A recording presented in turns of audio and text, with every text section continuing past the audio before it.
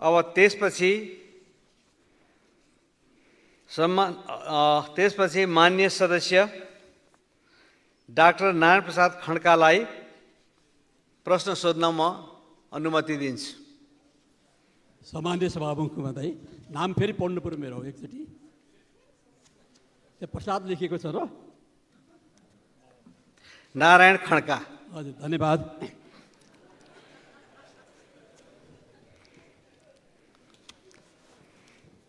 सामान्य सभामुखज्यू, प्रतिनिधि सभा नियमावली 79 को धारा 58 अन्तर्गत सामान्य सभामुख मार्फत सामान्य प्रधानमन्त्रीज्यूलाई निम्नलिखित प्रश्नहरू सोध्न चाहन्छु। प्रश्नहरू लिखित रूपमा दिएको हुनाले म लिखित सोधिएका प्रश्नहरू म वाचन गर्न गइरहेको छु। सर्वप्रथम करिब 5 हप्ता 2072 देखि 81 चौथो पटक प्रधानमन्त्री हुनुभएको, चौथो पटक प्रधानमन्त्री हुनुभएको, 48 देखि नै राज्य शक्तिका विभिन्न महत्त्वपूर्ण पदहरूमा नेतृत्वदायी भूमिका निभाउँदै आउनु। सुरक्षा सम्बन्धमा केही कुरा व्यवस्थामा लामो अनुभव राख्न चाहन्छु। यहाँले कुरा उठाउनु भएको थियो, यो रोड सेफ्टी सम्बन्धी ऐन हामीले अगाडि बढाउन लागिरहेका छौँ र यो यसको ऐन चाहिँ अलि व्यवस्थित ढङ्गले आइनरहेको अवस्था रहेछ र यातायात सुरक्षा, यो यातायातलाई सुरक्षा गर्न कामनाहरू दिन चाहन्छु। विश्वका कतिपय बहुदलीय लोकतान्त्रिक व्यवस्थामा कुनै खास परिस्थितिमा दुई ठुला दलहरू मिलेर सरकार गठन भएका उदाहरणहरू छन्। नभएको होइन, ठाउँ ठाउँमा धेरै देशमा त्यो व्यवस्थाहरू छ, भएका पनि छन्, जर्मनीमै छ। वर्तमान प्रतिनिधि सभाका दुई ठुला दलहरू नेपाली कङ्ग्रेस र एमाले आफै प्रतिस्पर्धी दलहरू हुन्। सरकारमा रहँदा लिइने निर्णय र गरिने काम कारबाहीहरूमै एकअर्का प्रतिस्पर्धी दलबाट नियन्त्रण र सन्तुलन, चेक एन्ड ब्यालेन्स स्वनिर्मित हुन्छ। संसदीय अभ्यास, संविधान र कानुन अनुसार दुई दलपछिका तेस्रो र सरकारमा सहभागी नभएका अन्य दलहरूको प्रतिपक्षीय भूमिका पनि सुनिश्चित नै छ। अहिले जनतामा चरम असन्तोष, निराशा बढ्दो छ। सामाजिक सञ्जालमा व्यक्त धारणा र विचारहरू जनतामा देखिएका असन्तोष, निराशा र विद्रोहको भावको सङ्केत पनि हो। सामान्य प्रधानमन्त्रीलाई थाहै छ, 2010-12तिर जस्मिन रेभोल्युसन, अरब स्प्रिङ, त्यो पनि सामाजिक सञ्जाल। भर्खरै बेलायतको साउथ पोर्टमा भएको हिंसात्मक आन्दोलन, त्यहाँ पनि सामाजिक सञ्जाल। बङ्गलादेशको युवाहरूले गरेको चाहिँ आन्दोलन, त्यसमा पनि सामाजिक सञ्जालको धेरै ठुलो भूमिका थियो। जनताका मुद्दा जसले बोके पनि जनजीविकाका मुद्दाहरूमा सरकारलाई दबाब दिनको लागि केही वर्ष यता काठमाडौँका सडकहरूमा देखेका जनभिड पनि यसको एउटा राम्रै सङ्केत हो। हामी कहाँ पनि अन्य देशहरूमा जस्तै सामाजिक सञ्जाललाई नकारात्मक मनोविज्ञानको गलत प्रयोग हुने खतरा छ। भ्रष्टाचार हाम्रो व्यवस्थामाथि अनि हाम्रो अन्तर्राष्ट्रिय छविमाथि नै एउटा बोझको रूपमा विद्यमान छ। सामाजिक आर्थिक कुनै क्षेत्र छैन र कुनै तह छैन जहाँ भ्रष्टाचार व्याप्त नभएको होस्। हाम्रो अर्थतन्त्र 3 खम्बे होइन, अब 4 खम्बे भने हुन्छ, सरकारी, निजी, सहकारी र भ्रष्टार्थिक। प्रधानमन्त्रीजीले मलाई राज्यबाट केही लिनु छैन भन्ने भनाइले म व्यक्तिगत रूपमा शङ्काको फाइदा दिन चाहन्छु।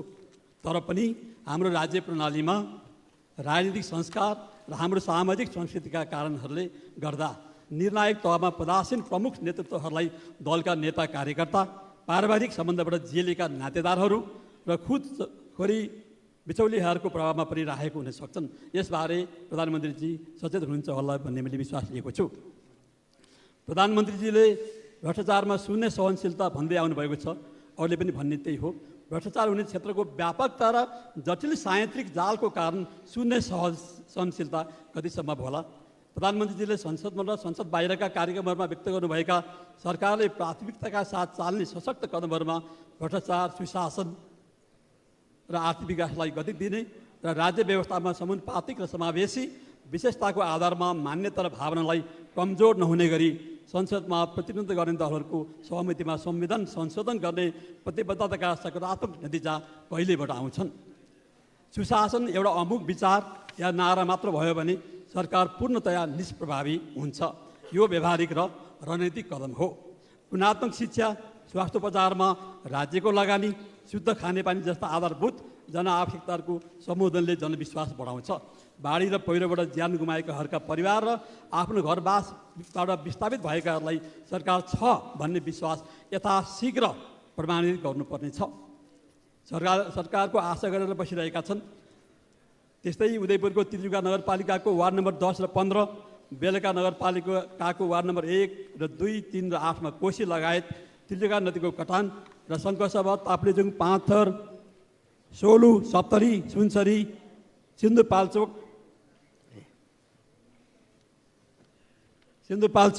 कञ्चनपुर, बर्दिया लगायत कतिपय जिल्लाहरूमा बाढी र पहिरोले धेरै झन् 175 जनाको मृत्यु र धनको क्षति भएको छ। बाढी र पहिरोबाट विस्थापित जनतालाई बाँस र घाँसको लागि सरकारको आशा गरेर बसिरहेका छन्। सरकारबाट जनताले कहिले प्रत्यक्ष र समयमै सेवा र सुविधा पाउन सक्छन्। प्रधानमन्त्रीज्यू, वर्तमान अवस्थामा सुशासनमा जटिल समस्या राज्यको काम कारबाहीहरू संवैधानिक र प्रशासनिक अङ्गबाट अर्थात् न्यायालय, अख्तियार र प्रशासनबाट जकडिएको छ। राजनीतिक वफादारीमा प्रशासन चल्छ। करिब 2 हप्ता अगाडि प्रधानमन्त्रीज्यूलाई मैले भेटेर उदयपुरको चौधन्डी नगरपालिकाको वार्ड नम्बर 5 को तिलजुगा नदीमा निर्माण सम्पन्न भई सञ्चालन सुरु गर्नु पूर्व सो नदीमा आएको ठुलो बाढीले पुलको एक भाग भत्काएको विषय जानकारी गराएको थिएँ। सो पुल हजारौँ मानिसहरूको जीवनयापन, शिक्षा, स्वास्थ्यको लागि अति आवश्यक भएकोले निर्माण भएको थियो। चौधन्डी नगरपालिकाका वडाहरू वारिएर पारी छन्। सो पुल निर्माणको लागि सर्वदलीय प्रतिनिधि मण्डलले सम्बन्धित मन्त्री र सचिव र महानिर्देशक लगायत पटक पटक माग राख्यो। निवर्तमान प्रधानमन्त्री पुष्पकमल दाहाल प्रचण्डसँग पटक पटक प्रतिनिधि मण्डलले भेट गर्यो। निवर्तमान प्रधानमन्त्रीले सचिवलाई 3 दिनभित्र पुनः निर्माण र मर्मतको लागि मन्त्री परिषदमा फाइल पेश गर्नु भन्नुभयो, तर त्यो फाइल पेश भएन। अर्को भेटमा निवर्तमान प्रधानमन्त्रीले मन्त्री र सचिवलाई अगाडि राखेर कडा निर्देशन दिनुभयो, अख्तियारसँग म कुरा गर्छु, तपाईँहरू फाइल पेश गर्नु भनेर। प्रधानमन्त्रीको निर्देशको कुनै महत्त्व भएन। राज्यका सबै अङ्गहरूमा र खास गरी कर्मचारी तन्त्रमा जनताप्रतिको उत्तरदायित्वको भावको अभाव छ। जनसंवेदनशीलता विहीन सुशासन हुन सक्दैन। त्यस्तै प्रधानमन्त्रीसँगको भेटमा उदयपुरको प्रतिनिधि मण्डलले उदयपुरको जोगिदामा निर्माणाधीन अल वेदर सगरमाथा विमानस्थलको बारेमा पनि समस्या राखेको थियो। यो विमानस्थल ठुलो सहरको रूपमा विकसित सदरमुकाम गाईघाट र यस जिल्लाका छिमेकी जिल्लाहरूको करिब 12 लाख जनताको आवश्यकता र हिउँदमा हुस्सु नलाग्ने सर्वमौसम चल्ने उत्तम विमानस्थलको रूपमा विभिन्न समयका सरकारहरूले अगाडि बढाएको योजना हो। पटक पटक बजेट वक्तव्यमा उल्लेख भएको, मन्त्री परिषदबाट निर्माणको लागि निर्णय भएको, राष्ट्रिय जनआयोगबाट प्राथमिकता तोकिएको विमानस्थल अहिले करिब 14,000 रुख कटान भएर निर्माण अगाडि बढाउने अवस्थामा नागरिक उड्डयन प्राधिकरणले अख्तियारको 22 बुँदे सैद्धान्तिक निर्देशन पत्र देखाएर काम रोकेको छ। प्रधानमन्त्रीज्यू, हाम्रो राज्य व्यवस्थामा सर्वाधिकार निकाय कुन हो?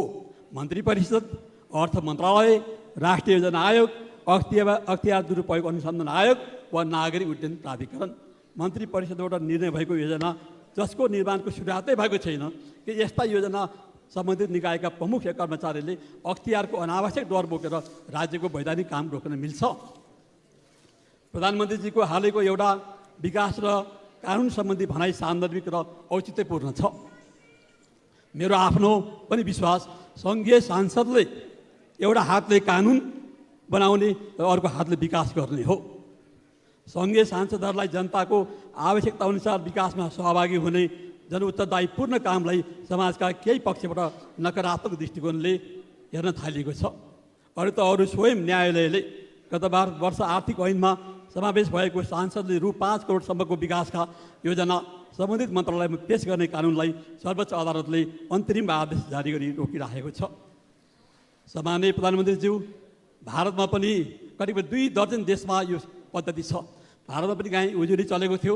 मे 7, 2010 मा त्यहाँका चाहिँ प्रधान न्यायाधीश केजी बालकृष्णनको चाहिँ संवैधानिक इजलासले चाहिँ यो चाहिँ पुनः वैधानिक छ, कानुनी छ, संविधान सम्मत छ भनेर भारतमा पनि दिने गरेको MP ल्याट्स भन्छ, चाहिँ मेम्बर अफ पार्लियामेन्टलाई दिने लोकल डेभलपमेन्ट एरिया फन्ड भनेर त्यो पुरा वैधानिक छ भनेर भारतको सर्वोच्च अदालतले पनि चाहिँ निर्णय गरेको अवस्थामा हाम्रो न्यायालयले यो चाहिँ नियम विपरीत छ या संविधानको भावनाअनुसार छैन भनेर रोकिरहेको छ।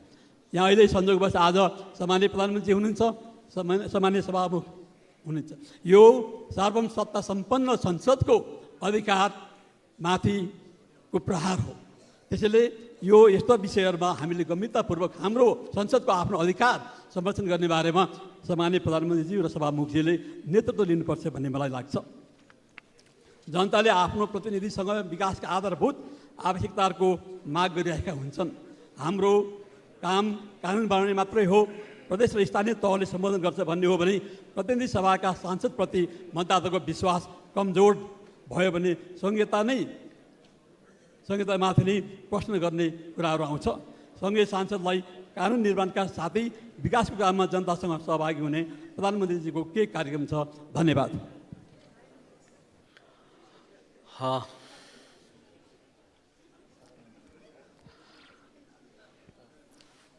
मान्य सदस्यहरू, म थोरै जानकारी गराउन चाहन्छु। आज हामीलाई प्रश्नकर्ता मान्यहरू 13 जनाको नाम प्राप्त भएको छ।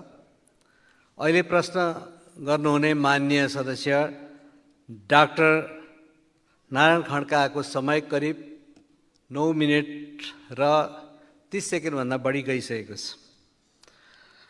मलाई लाग्छ हामीले प्रश्नलाई व्यवस्थित गर्ने सन्दर्भमा संक्षिप्त लाने कोसिस गरेका थियौँ।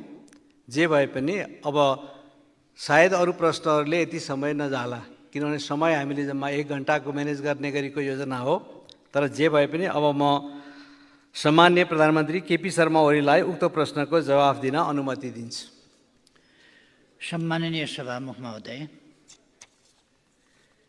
सर्वप्रथम त माननीय सदस्यजीले मलाई बधाई शुभकामना भन्नुभएको छ। म हार्दिक धन्यवाद भन्न चाहन्छु। माननीय सदस्यज्यूले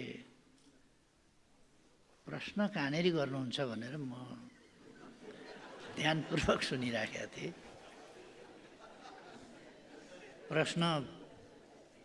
खासमा प्रश्न फेला पार्नै मुस्किल पर्यो।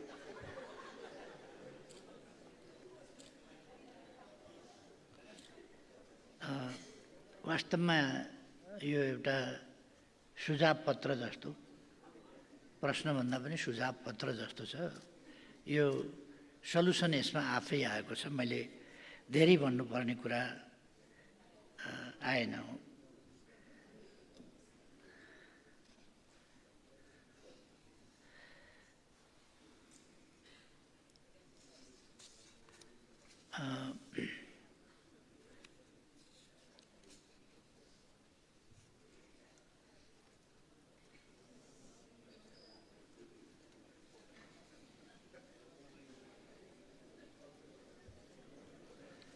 मान्यज्यूले भन्नुभएको छ जनतामा निराशा हुँदैन भनेर। अहिलेको सरकार जनतामा निराशा नहोस्, आशावादी त जागोस्, कामना मात्रै गरिरहेको छैन। जनताले या कसैले पनि औँलो ठड्याउने ठाउँ नहोस्। हामीलाई कुनै गल्ती गर्ने अथवा कुनै अन्यल सृजना हुने गरी काम गर्ने अथवा प्रतिफल नदेखिने गरी काम गर्ने कुनै सुविधा छैन, कुनै छुट छैन। यस 21औं शताब्दीमा हामी गरिबीको यस दुष्चक्रमा छौँ। 20% भन्दा माथि जनता निरपेक्ष गरिबीको रेखामुनि छन्। यसबाट जनतालाई उठाउनु पर्नेछ। 30 सम्ममा हामीले सन् 2030 सम्ममा दिगो विकास गन्तव्य त्यो प्राप्त गर्नुपर्नेछ। हामी अल्पविकसित राष्ट्रबाट विकासशील राष्ट्रमा स्तरोन्नति हुन खोजिराखेका छौँ। लगभग 2 वर्षको समय छ। अझै पनि हामीसँग शिक्षा क्षेत्रमा, स्वास्थ्य क्षेत्रमा समस्या छन्। तर यो सबै समस्या 1.5 महिना अगाडि बनेको सरकारले ल्याएको त होइन। अहिले यो सरकार यी समस्याको छिटो समाधान कसरी गर्न सकिन्छ, अत्यधिक तीव्रतम गतिमा, त्यस कुरामा दत्तचित्त भएर लागेको कुरा म मान्यज्यू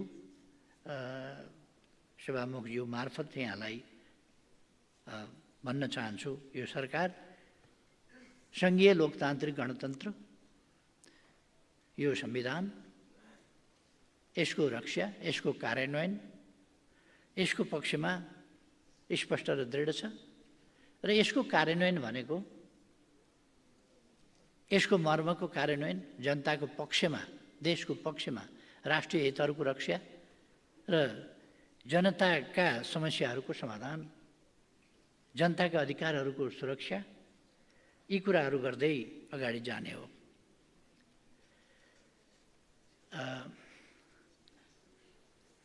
यहाँले भन्नुभए जस्तै अहिले जुन प्रमुख दलहरू सरकारमा छन्, यी दलहरू नेपालको राजनीतिमा ऐतिहासिक भूमिका खेलेर आएका र ऐतिहासिक भूमिका पुरा गरेर आएका दलहरू हुन् र यस ठाउँसम्म, यद्यपि मान्छेहरूले भन्छन् कुनै पनि विकास भएको छैन भनेर, त्यस्तो चाहिँ होइन। विकास नभएको होइन। हामीले हेरेका छौँ केही वर्ष अगाडिसम्म, केही दशक अगाडिसम्म यो देश कस्तो हालतमा थियो भने अहिले यो देशमा थुप्रै क्षेत्रमा विकास भएकै छ। चाहे यातायातको क्षेत्रमा भनौँ, कनेक्टिभिटीको क्षेत्रमा भनौँ, या सञ्चारको, या अरू हिसाबले हामी यसलाई हेरौँ, शिक्षाकै क्षेत्रमा हेरौँ, स्वास्थ्यकै क्षेत्रमा हेरौँ, हाम्रो आवश्यकता परिपूर्ति भइसकेका छैन होला, तर केही दशकभित्र 42% भन्दा बढी रहेको गरिबीको निरपेक्ष रेखा मुनिको जनतालाई अहिले आधा गरिबीको निरपेक्ष गरिबीको रेखा मुनि भएको आधा जनसङ्ख्यालाई त माथि उठाइएको छ त। साक्षरताको वा शिक्षाको जुन स्तर थियो त्यसलाई डबलभन्दा त माथि लगिएको छ त। अलिक अगाडिसम्म 42 वर्ष सरदर आयु थियो मानिसको, अहिले 72 वर्ष सरदर आयु पुगेको छ त। यति प्रदूषणका बावजुद, यति खानेकुराहरूमा मिसावटदेखि विषादीका प्रश्नहरूका बावजुद त्यो पुगेको छ त। स्वास्थ्य सेवाका सन्दर्भमा भन्ने हो भने नेपालमै हरेक प्रकारका उपचार हुन सक्ने खालको स्थिति लगभग केही अवस्था बाहेक अरू उपचार हुन सक्ने अवस्था नेपालमै बनेको छ त। यहाँहरूलाई थाहा छ, मैले 2 पल्ट किडनी ट्रान्सप्लान्ट गरेको छु। पहिलोपल्ट नेपालमा त्यो सुविधा थिएन, दोस्रोपल्ट ट्रान्सप्लान्ट गर्नुपर्दा मैले नेपालमै किडनी ट्रान्सप्लान्ट गरेको छु। यो अवधिमा कति विकास गर्यो भन्ने, अहिले अङ्ग प्रत्यारोपणको सम्बन्धमा कलेजो लगायतका चिजहरू ट्रान्सप्लान्ट गर्ने यो व्यवस्था पनि नेपालमा भइसकेको छ। यस्ता कुराहरू छन् र जनतामा जति असन्तुष्टि छ, असन्तुष्टि हुनेभन्दा बढी असन्तुष्टि बनाउन खोजिएको छ, भड्काउन खोजिएको छ। यसभित्र अरू प्रकारका मनसायहरू होलान्।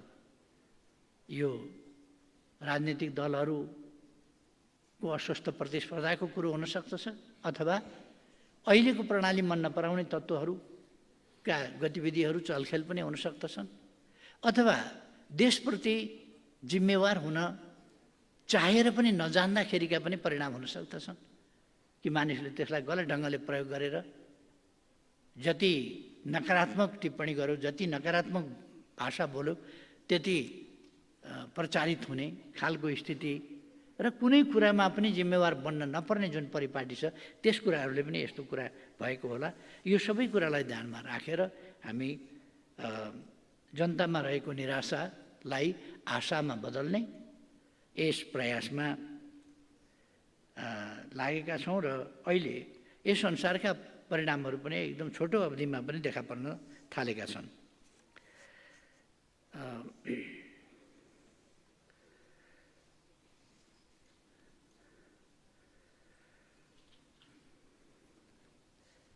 यस सन्दर्भमा भन्नुपर्दाखेरि गत वर्षको तुलनामा चालु आर्थिक वर्षको साउन महिनामा मात्रै पनि राजस्व परिचालन र पुँजीगत खर्चमा वृद्धि भएको छ। यो एउटै महिनाको कुरा गर्दा पनि घर जग्गा कारोबार क्रमशः वृद्धि हुँदै गएको छ। यसै गरी पुँजी बजारमा उल्लेखनीय सुधार आएको छ भने निजी क्षेत्रमा लगानी गर्ने मनोबलसहित उत्साह देखिएको छ। राष्ट्रका घोषित उद्देश्य पूरा गर्न सरकारले लिएको नीतिको यो सकारात्मक सङ्केत हो। यस्ता कुराहरूले अवश्य नै जनतामा निराशा होइन, आशावादिता जगाउँदै जानेछ। भ्रष्टाचार जन्य गतिविधिलाई निर्मूल पार्न हामीले लिएको यसप्रतिको शून्य सहनशीलताको नीति मौखिक प्रतिबद्धता वा देखावटी होइन।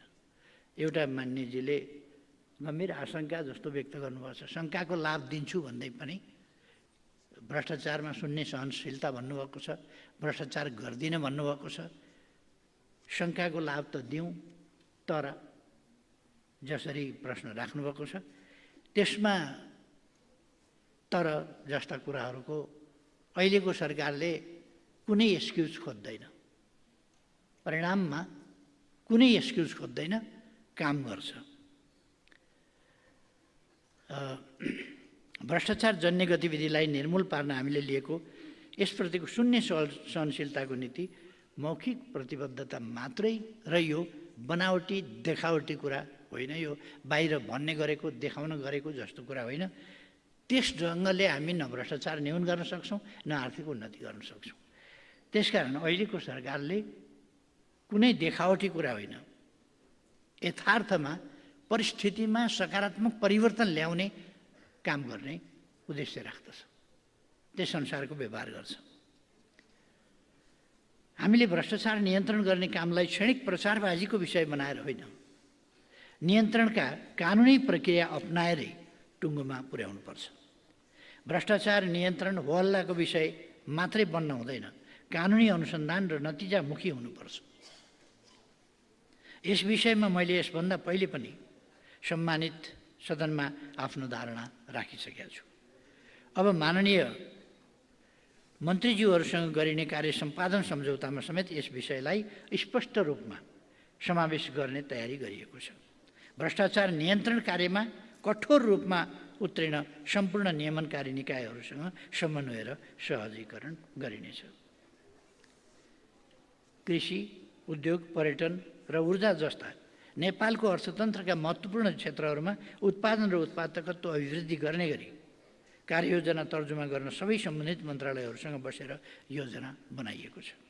आर्थिक वृद्धिका गतिविधिहरूमा सर्वसाधारण जनता संलग्न हुने वातावरण सिर्जना गरी रोजगारीका अवसरहरू खडा गर्ने वातावरण तयार गर्न सरकारले काम सुरु गरिसकेको छ। मान्यज्यूको प्रश्नमा सोधिएको अर्को कुरा संविधान संशोधन नै गर्न नसकिने दस्तावेज होइन, म स्पष्ट गर्न चाहन्छु। वर्तमान संविधानको प्रयोग गर्दै जाँदा प्राप्त भएको अनुभव र जनताको इच्छा आकाङ्क्षा र राष्ट्रको आवश्यकताको आधारमा राजनैतिक दलहरूको सहमतिका साथ संविधानमा समयानुकूल परिमार्जन गर्न सकिनेछ। मैले पटक पटक स्पष्ट पारेको छु र त्यसलाई गलत ढङ्गले प्रचार गर्ने, फरक ढङ्गले प्रचार गर्ने कुराहरू भएका छन्। संविधान यो प्रतिगमनतिर मैले अस्ति नै पनि भने कि अहिलेका जुन पार्टीहरू सरकारमा छन् डेमोक्रेसी ल्याउने कुरामा, बहुदलीय प्रणाली ल्याउने कुरामा, दलीय व्यवस्था ल्याउने कुरामा, प्रतिस्पर्धात्मक प्रणाली ल्याउने कुरामा यी दलहरूले नै भूमिका खेलेका छन् नेपालमा। र यी दलहरूले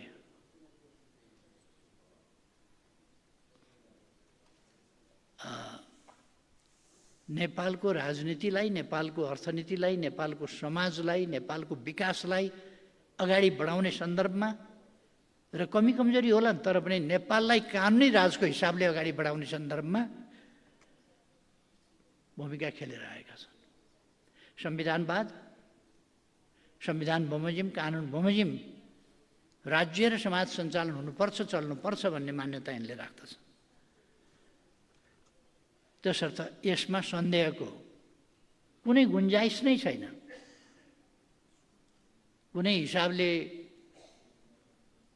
भन्नु कि यो प्रतिगमनतिर जाला, यो यस्तो गर्न खोजिएको छ जस्ता कुराहरू यो भ्रम मात्रै हुन जान्छ, भ्रम फिजाउने प्रयास मात्रै हुनसक्छ, यसको कुनै अर्थ छैन।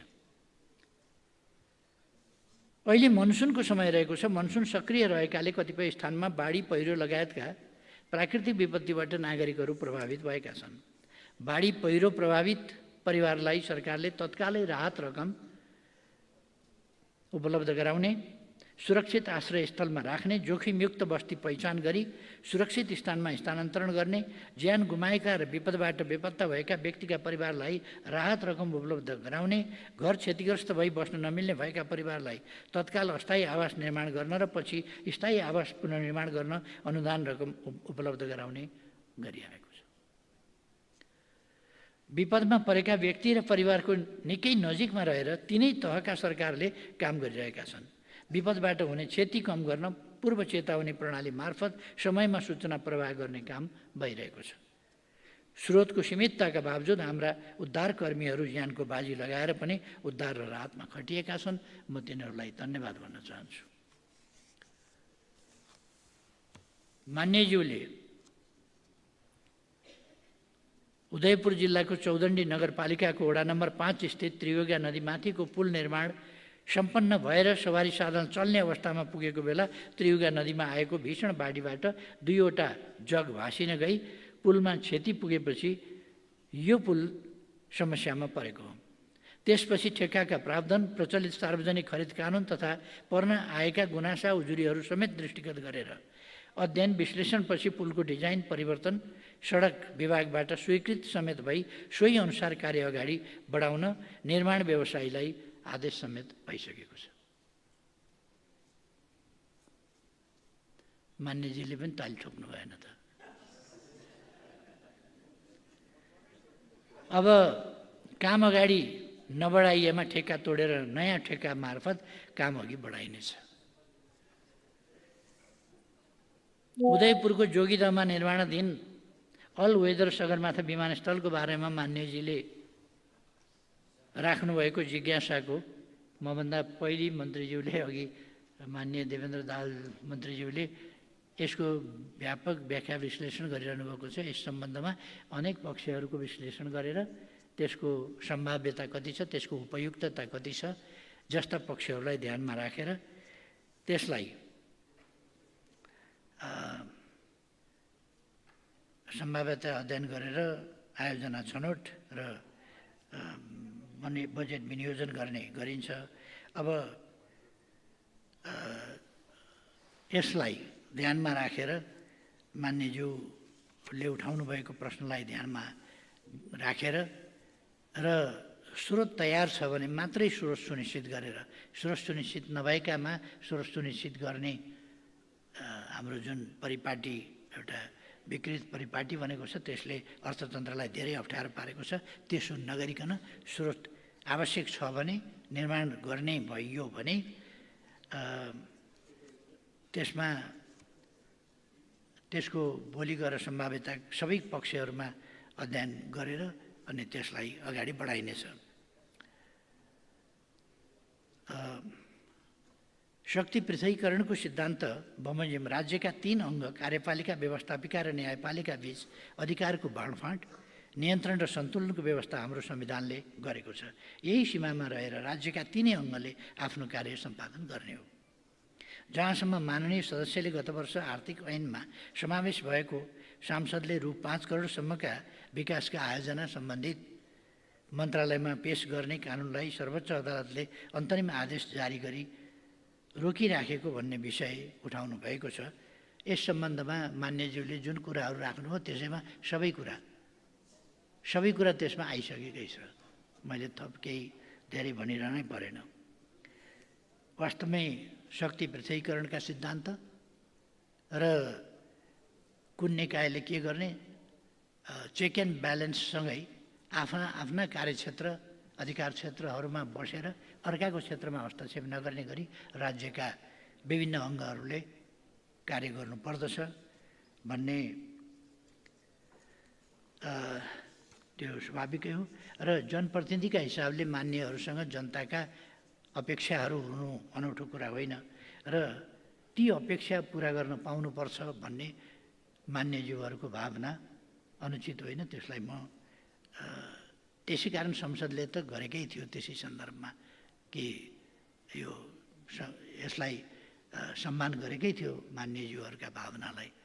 यो मान्यजीलाई अवगत नै छ। अहिले यति मात्रै भनौँ। धन्यवाद। अब अर्का प्रश्नकर्ता मान्य सदस्य नारायण प्रकाश साउदलाई आफ्नो प्रश्न राख्न अनुमति दिन्छु।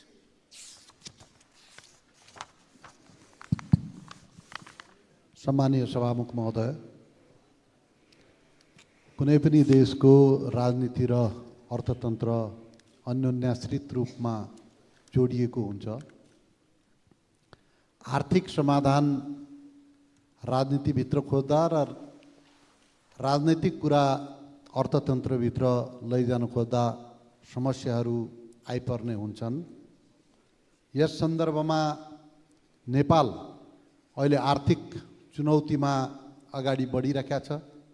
हामी सबैले यो चुनौतीलाई सामना गर्नका लागि कोसिस गरिरहेका छौँ, प्रयत्न गरिरहेका छौँ र यो कोसिस जबसम्म जलस्रोतको नेपालमा व्यापक उत्पादन हुन सक्दैन। मान्य सदस्य लिखित प्रश्न पढिदिनुहुनलाई म ध्यान आकर्षण गराउँछु। म पढ्दैछु सम्मानीय सभामुख महोदय। त्यसकारण चाहिँ जलस्रोतको दोहन गर्ने सम्बन्धमा मेरो प्रश्न सम्मानीय प्रधानमन्त्रीज्यूसँग केन्द्रित छ। नेपाल भारत संयुक्त आयोगको गत वर्ष सम्पन्न बैठकबाट आगामी 10 वर्षभित्र नेपालले 10,000 मेगावाट विद्युत भारतसँग 25 वर्षसम्म व्यापार गर्न सक्ने दीर्घकालीन विद्युत व्यापार सम्झौता भए बमोजिम नेपाल सरकारले विद्युत उत्पादन, प्रसारण, वितरण र व्यापारका लागि के कस्ता नीति र कार्ययोजना तर्जुमा गरेको छ? यसको कार्यान्वयनको अवस्था कहाँ पुगेको छ?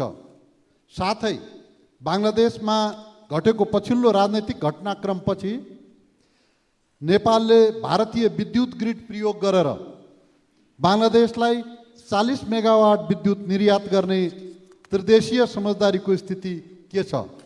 सरकारले यसको कार्यान्वयनको लागि के कस्ता कूटनैतिक पहल गरेको छ? यसको प्रगति स्पष्ट पारिदिनुहुन्छ कि? धन्यवाद। सम्मानीय प्रधानमन्त्री जवाफ दिनुहुन्छ। सम्मानीय सभामुख महोदय, मान्यज्यूले केही प्रश्नहरू उठाउनु भएको छ। म पनि संक्षिप्तमा यसलाई भरसक राख्न चाहन्छु। आगामी 10 वर्षभित्र नेपालले 10,000 मेगावाट विद्युत भारतमा निर्यात गर्ने गरी भएको दीर्घकालीन विद्युत व्यापार सम्झौता बमोजिम भारतमा विद्युत निर्यातका लागि ऊर्जा, जलस्रोत तथा सिँचाइ मन्त्रालयले ऊर्जा विकास मार्गचित्र तथा कार्ययोजना 2080 तयार गरेको छ। उक्त मार्गचित्र तथा कार्ययोजनामा आर्थिक वर्ष 91-92सम्म करिब 13,500 मेगावाट विद्युत आन्तरिक माग पूर्तिको लागि र करिब 15,000 मेगावाट विद्युत छिमेकी मुलुक भारत र बङ्गलादेशमा निर्यातका लागि गरी अथवा अन्यत्र पनि हुन सक्छ। निर्यातका लागि नेपालको कुल विद्युत उत्पादन क्षमता 28,500 मेगावाट पुर्याउने लक्ष्य लिएको छ। उक्त मार्गचित्र तथा कार्ययोजना नेपाल सरकार मन्त्री परिषदमा पेश भएको छ। हाल नेपालको कुल विद्युत उत्पादन क्षमता करिब 3,240 मेगावाट पुगेको छ भने आर्थिक वर्ष 90-91 सम्ममा करिब 26,000 मेगावाट विद्युत थप उत्पादन हुने प्रक्षेपण सहितको कार्ययोजना तयार भएको छ। यस कार्ययोजनामा विद्युत खरिद सम्झौता सम्पन्न भएका आयोजनाहरूबाट 5,873 मेगावाट, विद्युत खरिदको प्रक्रियामा रहेका आयोजनाहरूबाट 3,205 मेगावाट, कनेक्सन एग्रिमेन्ट सम्पन्न आयोजनाहरूबाट 3,108 मेगावाट, कनेक्सन एग्रिमेन्टको प्रक्रियामा रहेका आयोजनाहरूबाट 5,648 मेगावाट तथा नेपाल सरकार एवं सरकारी स्वामित्वका कम्पनीहरूबाट अध्ययन सम्पन्न भएका ठूला प्रकृतिका तथा विद्युत खरिद सम्झौताको प्रक्रियामा हालसम्म सहभागी नभएका आयोजनाहरूबाट 4,431 मेगावाट र भारतीय कम्पनीहरूबाट प्रवर्धन भइरहेका आयोजनाहरूबाट 3,679 मेगावाट विद्युत उत्पादन हुने प्रक्षेपण गरिएको छ। आगामी 10 वर्षमा भारतसँग 10,000 मेगावाट विद्युत व्यापारका लागि आवश्यक उच्च भोल्टेज स्तरका विभिन्न अन्तर्देशीय विद्युत प्रसारण लाइनहरू विकासको क्रममा रहेका छन्। ढल्केबर मुजफ्फरपुर 400 केभी क्षमताको पहिलो नेपाल भारत अन्तर्देशीय विद्युत प्रसारण लाइन सन् 2016 देखि सञ्चालनमा रहेको छ। अरुण 3 जलविद्युत आयोजनाको प्रवर्धक भारतीय कम्पनी सतलज जलविद्युत निगम लिमिटेडबाट निर्माण भइरहेको 2500 मेगावाट विद्युत प्रसारण क्षमताको ढल्केबर सीतामढी 400 केबी अन्तर्देशीय विद्युत प्रसारण लाइन यसै वर्ष सम्पन्न गर्ने लक्ष्य रहेको छ। साथै 2500 मेगावाट विद्युत प्रसारण क्षमताको बुटौल गोरखपुर 400 केबी अन्तर्देशीय विद्युत प्रसारण लाइन सन् 2025 सम्म सम्पन्न हुने गरी निर्माण भइरहेको छ। त्यसैगरी 2500 मेगावाट विद्युत प्रसारण क्षमताका थप 2 वटा 400 केबी अन्तर्देशीय विद्युत प्रसारण लाइन इनरुवा पूर्णिया र लम्की बरेली कार्यान्वयनका चरणमा छन्। यी अन्तर्देशीय विद्युत प्रसारण लाइन सन् 2029 सम्ममा निर्माण सम्पन्न गर्ने गरी नेपाल र भारतबीच सहमति भएको छ। नेपाल र भारत अन्तर्देशीय विद्युत प्रसारण लाइनबाट 10,000 मेगावाट विद्युत भारतमा निर्यात गर्न नेपालको आन्तरिक विद्युत प्रसारण प्रणाली पनि सबल र सक्षम हुनुपर्ने हुन्छ। यसका लागि हेटौँडा ढल्केबर इनरुवा 400 केबी विद्युत प्रसारण लाइन अन्तर्गत ढल्केबर इनरुवा खण्डको निर्माण सम्पन्न भई सञ्चालनमा आएको छ भने हेटौँडा ढल्केबर खण्डको निर्माण कार्य अन्तिम चरणमा छ। त्यसैगरी लप्सीफेदी रातामाटे न्यू हेटौँडा र Ratamate new Damauli new Butwal 400 KB विद्युत प्रसारण लाइनहरूका निर्माण कार्य छिटै सुरु गरिनेछ। यी प्रसारण लाइनहरूको सब स्टेसन निर्माणका लागि ठेक्का सम्झौता भइसकेको छ। साथै खिम्ती 12 विषय Kathmandu 400 KB Marsyangdi corridor 220 KB र चिलिमे त्रिशुली 220 केबी विद्युत प्रसारण लाइनहरूको निर्माण अन्तिम चरणमा पुगेको छ। बुटौलबाट पश्चिम अत्तरियासम्म 400 केबी विद्युत प्रसारण लाइन र देशका प्रमुख लोड सेन्टरहरू भएर जाने साउथ करिडर विद्युत प्रसारण लाइनको निर्माण प्रक्रिया अगाडि बढाइएको छ। यी उत्पादन तथा प्रसारणका आयोजनाहरू सम्पन्न हुँदा नेपाल भारतबीच सम्पन्न दीर्घकालीन विद्युत व्यापारका सम्झौतामा उल्लेखित परिमाणको विद्युत निर्यात गर्न सकिने तथा नेपालको आन्तरिक खपत समेत बढाउन सकिनेछ। नेपालले भारतीय विद्युत ग्रिड प्रयोग गरी बङ्गलादेशमा 40 मेगावाट विद्युत निर्यात गर्न सम्झौता सम्पन्न गर्ने तयारी कार्य अन्तिम चरणमा पुगेको छ। गत 2081 साउन 13 तदनुसार 28 जुलाई 2024मा नेपाल भारत बङ्गलादेशका ऊर्जा मन्त्रीहरूको उपस्थितिमा काठमाडौँमा नेपाल विद्युत प्राधिकरण, बङ्गलादेश पावर डेभलपमेन्ट बोर्ड र भारतको एनटिपिसी विद्युत व्यापार निगम लिमिटेड बीच विद्युत बिक्री सम्झौता PAS हस्ताक्षरको तयारी भएको थियो। तर बङ्गलादेशमा विकसित पछिल्लो घटनाक्रमका कारण उक्त कार्यक्रम स्थगित भयो। नेपाल र बङ्गलादेश बीच ऊर्जा सहकारी सम्बन्धी समझदारी भएको 6 वर्षपछि सार्थकता पाउन लागेको विद्युत निर्यात सम्बन्धी सम्झौता नेपाल सरकारको उच्च प्राथमिकतामा रहेको छ।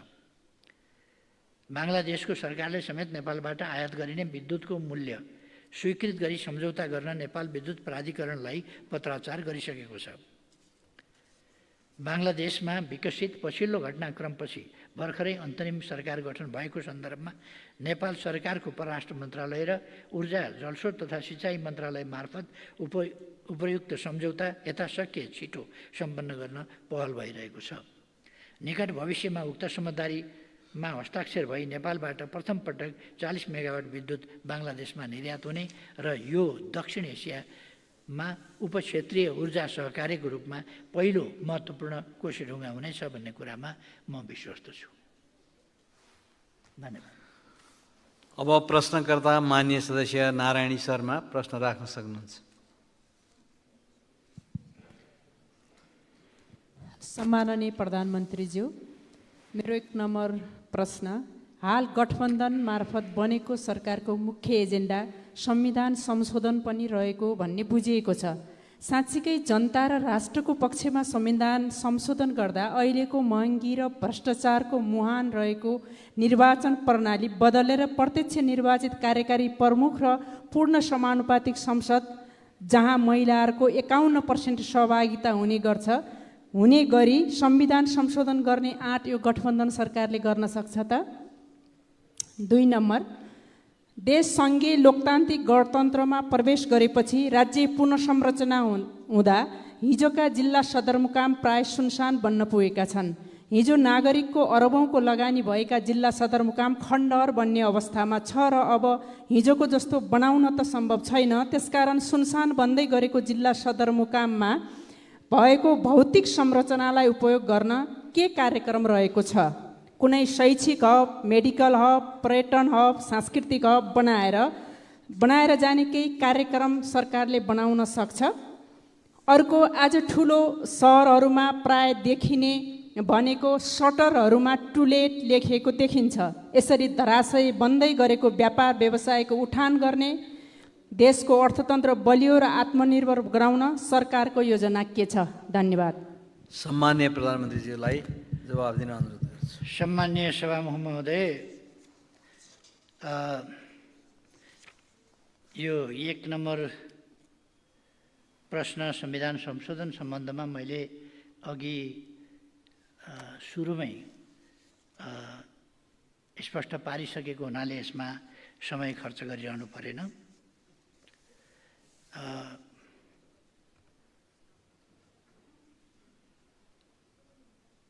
संविधानमा संशोधन हामीले 8 वर्षसम्म यसको कार्यान्वयनमा गरेको अनुभव र देशको आवश्यकताका आधारमा गरिने हो।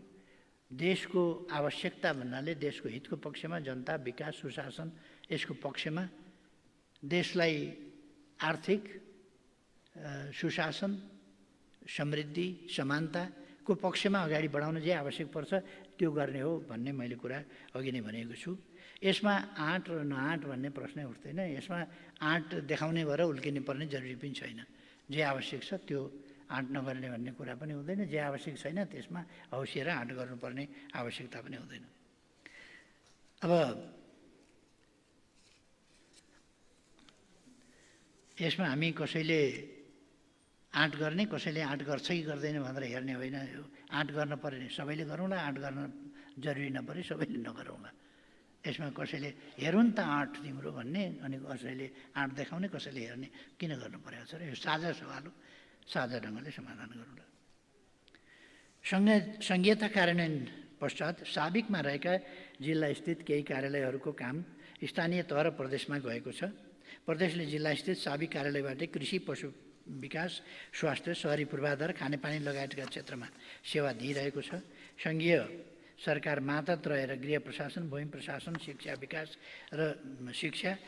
विकास तथा समन्वय, पूर्वाधार विकासका क्षेत्रमा जिल्ला सदरमुकाम स्थित कार्यालयबाटै सेवा दिइरहेको अवस्था छ। जिल्ला सदरमुकाम क्षेत्रका स्थानीय तहले समेत स्थानीय तहको केन्द्रको रूपमा जिल्ला सदरमुकाम क्षेत्रबाट सेवा प्रदान गरिरहेका छन्। नेपाल सरकारले जिल्ला सदरमुकामसँग स्थानीय तह र प्रदेश जोड्ने गरी रणनीतिक विकास कार्यक्रमहरू सञ्चालन गरिरहेको छ। जिल्ला सदरमुकाममा हालका दिनमा प्रदेशको उपस्थितिले समेत गर्दा थप बजार क्षेत्रको रूपमा विकास भइरहेका छन्। विभिन्न जिल्ला सदरमुकाममा विगतमा निर्माण भएका पूर्वाधारमा सरकारको लगानी खेर जान नदिने र पूर्ण सदुपयोग गर्ने नीति सरकारले अवलम्बन गरिआएको छ र गर्नेछ। सरकारले वित्त नीति र मौद्रिक नीति मार्फत निजी क्षेत्रको मनोबल बढाउने, पुँजीगत खर्च क्षमता अभिवृद्धि गर्ने, सम्पन्न भएका आयोजनाहरूको भुक्तानी दिनुपर्ने रकम भुक्तानी दिने, पहिलेदेखि भुक्तानी नदिएकाहरूको पनि भुक्तानी दिने, उखु दुध उत्पादक कृषकहरूलाई भुक्तानी गर्नुपर्ने बाँकी रकम उपलब्ध गराउन उच्च प्राथमिकता दिने कार्ययोजना बनाएर काम गरिरहेको छ। यसबाट देशको अर्थतन्त्र बलियो र आत्मनिर्भर गराउन मद्दत पुग्ने विश्वास मैले लिएको छु।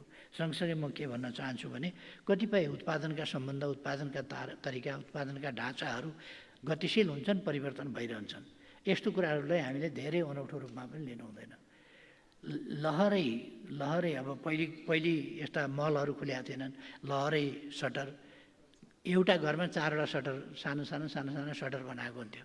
अब छेउमा चाहिँ मल खुलेपछि सबै चिज त्यहाँ पाउने भएको हुनाले एउटा पसलमा एउटा चिज, अर्को पसलमा अर्को चिज, अर्को पसलमा अर्को चिज खोज्दै हिँड्नुभन्दा मान्छे अलिक मलमा जाने, सोझै त्यहीँ एकै ठाउँमा चाहिँ थुप्रै कुराहरूको सुविधा प्राप्त हुने, किनमेल गर्न पाइने भएको हुनाले अब सटर मान्छेहरू हिँड्ने परिपाटी कम भएको कारणले पनि सटरहरू बन्द भएका हुनसक्छन्।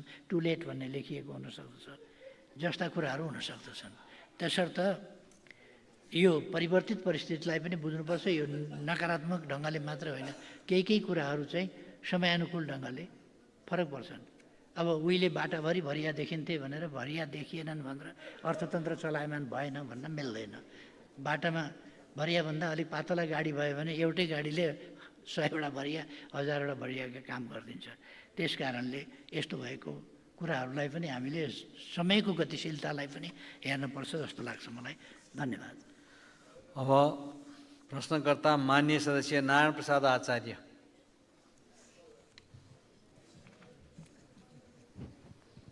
सम्मान्य सभामुख महोदय मार्फत म सम्मान्य प्रधानमन्त्रीज्यूलाई प्रश्न गर्न चाहन्छु। सम्मान्य प्रधानमन्त्रीज्यू, विश्वविद्यालयको पुनर्सम्झना गर्दै तालिका अनुसार परीक्षा सञ्चालन र नतिजा प्रकाशन गर्ने विश्वविद्यालयको कार्ययोजना सञ्चालन कार्यान्वयन किन हुन सकेको छैन? विद्यार्थीहरू बिचमै विश्वविद्यालय छोड्ने जस्तो डरलाग्दो स्थितिलाई सन्तुलन ल्याउँदै विद्यार्थीहरूलाई देशमा नै बस्ने वातावरण निर्माण गर्ने सरकारको योजना के छ? सामुदायिक विद्यालयहरूमा विषयगत शिक्षक दरबन्दी अभाव, घट्दो विद्यार्थी सङ्ख्याका कारण विद्यालय मर्ज गर्नुपर्ने देखिन्छ। तर पहाडी क्षेत्रमा भौगोलिक दूरीका कारण विद्यार्थी विद्यालय जान नसक्ने अवस्था छ। त्यसैले प्रत्येक पालिकामा एउटा आवासीय विद्यालय र प्रत्येक वडामा एउटा नमुना विद्यालय, विषयगत शिक्षकसहित पूर्वाधार निर्माण र विद्यालयमा यातायातको साधन आवश्यक छ। सरकारको योजना के छ? सम्मान्य प्रधानमन्त्रीज्यू, फलफुल, खाद्यान्न र तरकारीमा देशलाई आत्मनिर्भर गराउने योजना के छ? छिमेकी मुलुकबाट आयात गरिने कृषिजन्य वस्तुमा गुणस्तर परीक्षण गर्न आवश्यक छ। सरकारले परीक्षणको व्यवस्था कहिले गर्छ? कृषकलाई विश्वासिलो वातावरण सहित देशमा उत्पादित वस्तुको बजारीकरणको योजना के छ? मल, बिउ, बिजन आवश्यक भण्डारण गर्ने योजना के छ? प्रश्न गर्न चाहन्छु, सरकारले सुन्तलालाई राष्ट्रिय फल घोषणा गरेको हुँदा यसको विकास गर्ने सरकारको योजना के छ? निर्वाचन क्षेत्र रणनीतिक सडक पुरा गर्ने योजना, पालिका पहुँच मार्ग, वडा पहुँच मार्ग र ग्रामीण सडक निर्माण गर्ने योजना के छ? सरकारले आइटी प्रणालीहरू मार्फत राजस्व सङ्कलनलाई आधुनिकीकरण गर्दै दक्षता, क्षमता र सुधार गरी सम्भावित भ्रष्टाचार कम गर्न सरकारको योजना के छ? सम्मान्य सभामुख मार्फत सम्मान्य प्रधानमन्त्रीज्यूलाई प्रश्न गर्न चाहन्छु। हस्, धन्यवाद। सम्माननीय प्रधानमन्त्री जवाब दिन सक्नुहुनेछ। सम्मान्य सभामुख महोदय, प्रश्नका लागि मान्यजीलाई धन्यवाद छ। सबै विश्वविद्यालयहरूमा विश्वविद्यालय अनुदान आयोगबाट निर्माण भएको एकीकृत शैक्षिक क्यालेन्डर कार्यान्वयनमा आएको छ। त्रिभुवन विश्वविद्यालयले 2080 सालमा सञ्चालन गरेका वार्षिक परीक्षाका 2,40,000 विद्यार्थीहरूको नतिजा प्रकाशन गरिसकेको छ। समयमै नतिजा प्रकाशनका लागि परीक्षा नियन्त्रण कार्यालयमा दैनिक 12 घण्टा काम गर्ने व्यवस्था गरिएको छ। 2081 जेठ 4 भन्दा पछि सञ्चालित परीक्षाका उत्तर पुस्तिकाहरू परीक्षा नियन्त्रण कार्यालयका पोखरा, विराटनगर, कैलाली र जनकपुरका क्षेत्रीय परीक्षा कार्यालयहरूबाट नै परीक्षण गराउने गरी व्यवस्था गरिएको छ। यसो गर्दा छोटो समयमा नतिजा प्रकाशन गर्ने कार्यमा सहयोग पुग्नेछ। विश्वविद्यालय सम्बन्धी एकीकृत ऐनको मस्यौदा तयार भई सुझाव सङ्कलनको कार्य भइरहेको छ। यस वर्षको बजेट वक्तव्यमा समेत विश्वविद्यालय अनुदान आयोगको पुनर्संरचना गरी यसले गर्ने कार्यहरूलाई प्रभावकारी बनाइने र उच्च शिक्षाको रूपान्तरण र गुणस्तर अभिवृद्धिका लागि विश्वविद्यालय एक अर्कामा गाभिने तथा पुनर्संरचना गर्ने सम्बन्धमा अध्ययन गर्ने विषय उल्लेख गरिएको छ। सरकारले यसै वर्ष ती कार्यहरू गर्नेछ। मदन भण्डारी विज्ञान तथा प्रविधि विश्वविद्यालयमा शिक्षण कार्यक्रम सुरुवात भएको छ। शहीद दशरथ चन्द स्वास्थ्य विज्ञान विश्वविद्यालय निकट भविष्यमा सञ्चालन गर्ने गरी संसदमा विधेयक अघि बढाइएको छ। नेपालमा नै विश्वस्तरीय शिक्षा प्रदान गर्ने गरी नेपाल विश्वविद्यालय स्थापनाका लागि तयारी भइरहेको छ। यी विश्वविद्यालयहरूले साधारण नभई प्राविधिक उच्च शिक्षाका कार्यक्रमहरू सञ्चालन गर्नेछन्। विश्वविद्यालयहरूलाई नयाँ विषयहरू सञ्चालन गर्न प्रोत्साहित गर्ने कार्यक्रमहरू छन्। यी विभिन्न प्रयत्नहरू मार्फत शिक्षाका लागि विदेशी विद्यार्थीको सङ्ख्यामा केही कमी ल्याउन सकिन्छ भन्ने कुरामा सरकार विश्वस्त छ।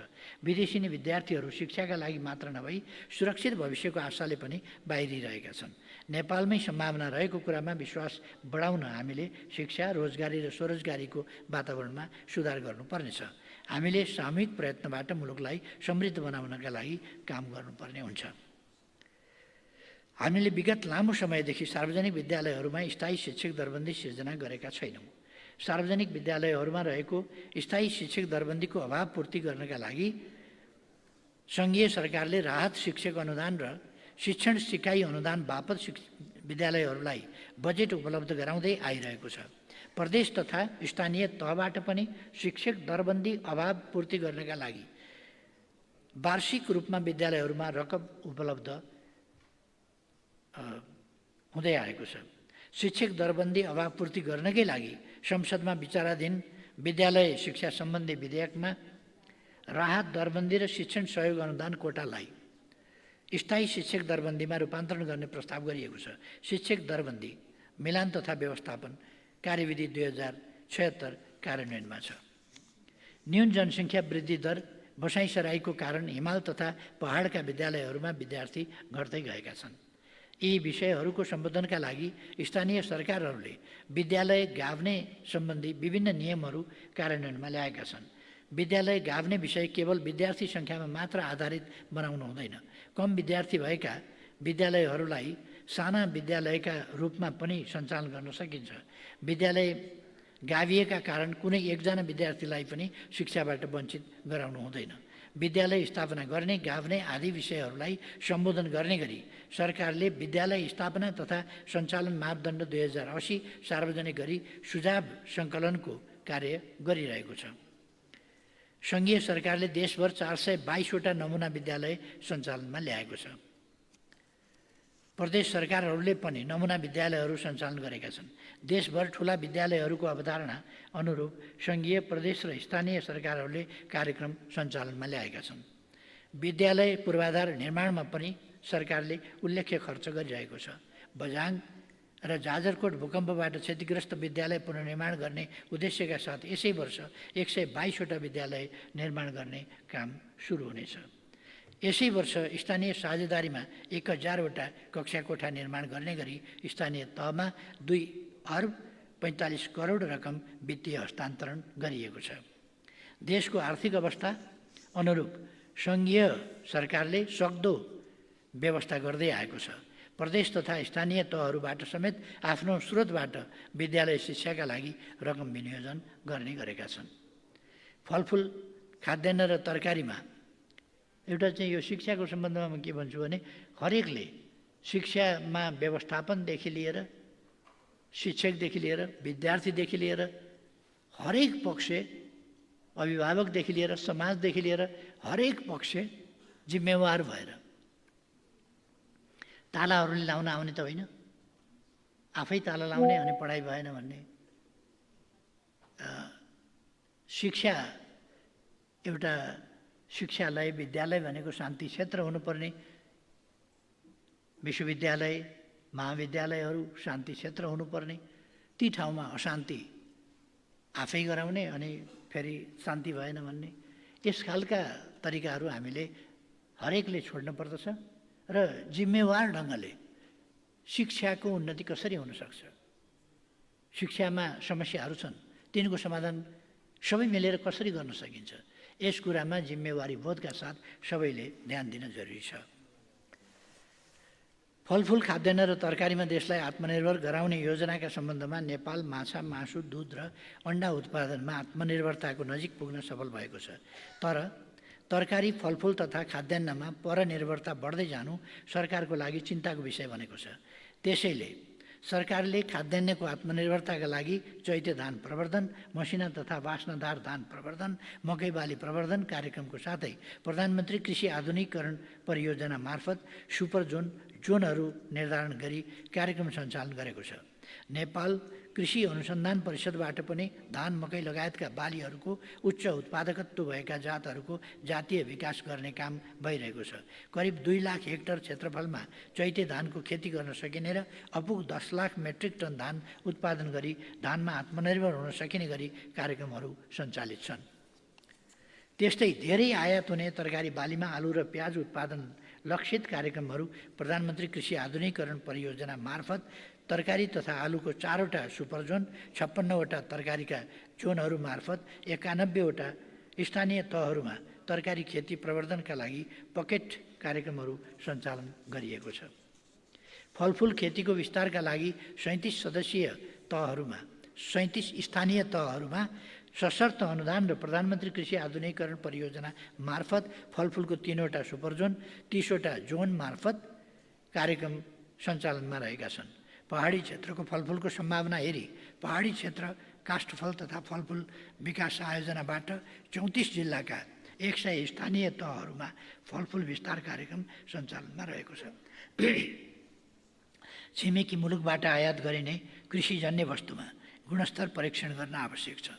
आयातित खाद्य वस्तुको गुणस्तर नियमन, आयात पूर्व स्वीकृति, नाकामा आयात अनुमति र बजारमा बिक्री वितरण भएको अवस्थामा गरी 3 चरणमा गर्ने व्यवस्था गरिएको छ। विदेशबाट आयात हुने खाद्य वस्तुहरूको नियमन खाद्य प्रविधि तथा गुण नियन्त्रण विभागबाट नियमित रूपमा सञ्चालन भइरहेको छ। भन्सार नाकामा खाद्यवस्तु आइसकेपछि खाद्य आयात निर्यात गुणस्तर प्रमाणीकरण कार्यालयहरूमा प्रयोगशाला परीक्षण र गुणस्तर सुनिश्चित गरी आयात अनुमति प्रदान गर्ने व्यवस्था गरिएको छ। उत्पादित वस्तुको बजारीकरण गर्ने सम्बन्धमा व्यवस्थित, सहज र कृषक केन्द्रित बजार प्रणाली स्थापित गर्न स्थानीय तहहरूसँगको साझेदारीमा आधुनिक कृषि बजार पूर्वाधारको निर्माण भइरहेको छ।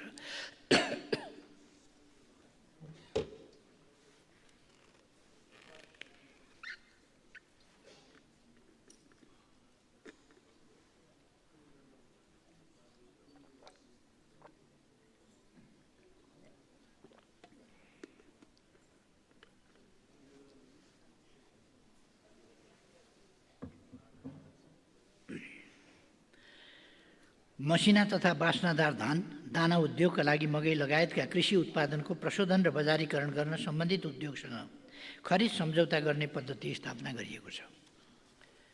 प्रमुख खाद्यान्न बालीहरू धान, मकै र गहुँको समर्थन मूल्य एवं दुध र उखुको बिक्री मूल्य निर्धारण गरिएको छ।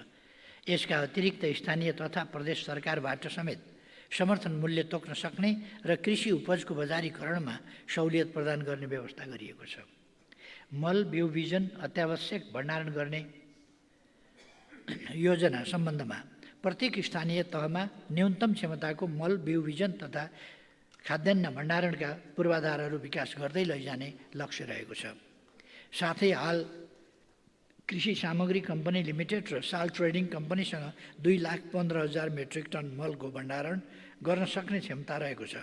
आयात गरिएको मलको 10% बफर स्टक गरी अभाव भएको क्षेत्र र समयमा उपलब्ध गराउने गरिएको छ।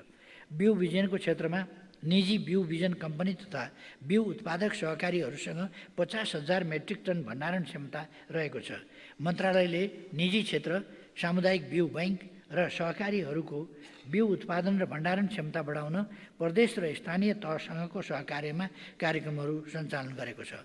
हालसम्म 77वटा निजी क्षेत्रका विभिन्न संस्था, कम्पनी तथा सहकारीहरूले मूल स्रोत बिउ उत्पादन अनुमति लिएका र अनुमति लिएका निकायसँग औसतमा करिब 80 देखि 100 मेट्रिक टनसम्म स्रोत बिउ भण्डारण क्षमता रहेको छ, जुन हाललाई पर्याप्त हो।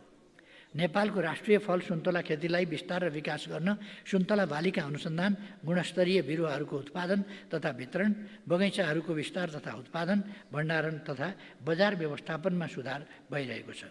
सुन्तला जातका बगैँचामा ह्रास रोग नियन्त्रण गर्न विदेशी विशेषज्ञहरू ल्याएर तालिमहरू सञ्चालन गरिएका छन्।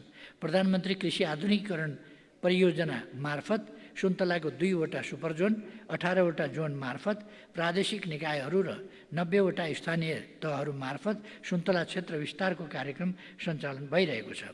पहाडी क्षेत्र काष्ठफल तथा फलफुल विकास आयोजनाबाट 34 जिल्लाका 100 स्थानीय तहहरू मार्फत सुन्तला बालीको क्षेत्र विस्तार गर्ने योजना रहेको छ। राजस्व प्रणालीलाई आधुनिकीकरण गर्न सरकार आधुनिक सूचना प्रविधिको विकास र विस्तार एवं बहुआयामिक प्रयोग मार्फत राजस्व प्रशासनमा दक्षता र क्षमता सुधार गरी राजस्व परिचालन गर्न लागिरहेको छ। यसका लागि चालु आर्थिक वर्षमा मूल्य अभिवृद्धि करमा दर्ता भएका सबै करदाताले अनिवार्य रूपमा विद्युतीय प्रणालीबाट बीजक जारी गर्नुपर्ने व्यवस्था क्रमशः कार्यान्वयन गरी वार्षिक रु 25 करोडभन्दा बढीको कारोबार गर्ने सबै करदाताको कारोबारलाई केन्द्रीय बीजक अनुगमन प्रणालीमा आबद्ध गरिनेछ।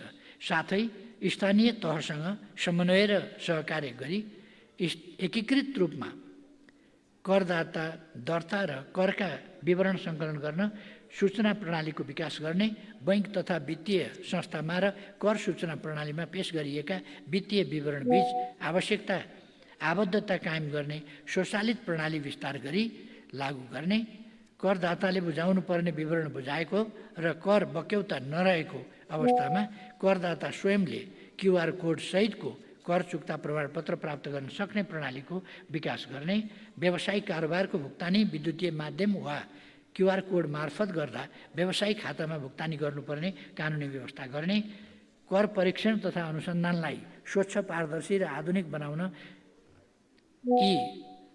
एसेसमेन्ट तथा फेसलेस अडिट लागू गर्ने र राजस्व प्रशासनमा इन्टेलिजेन्स युनिट खडा गरी सूचनाको प्राप्ति, वर्गीकरण, एकीकरण र विश्लेषण गर्ने प्रणालीको विकास गर्ने जस्ता सुधारका कार्य अगाडि बढाइनेछ। धन्यवाद मान्यजीलाई। अब प्रश्नकर्ता मान्य सदस्य नयनकला थापा।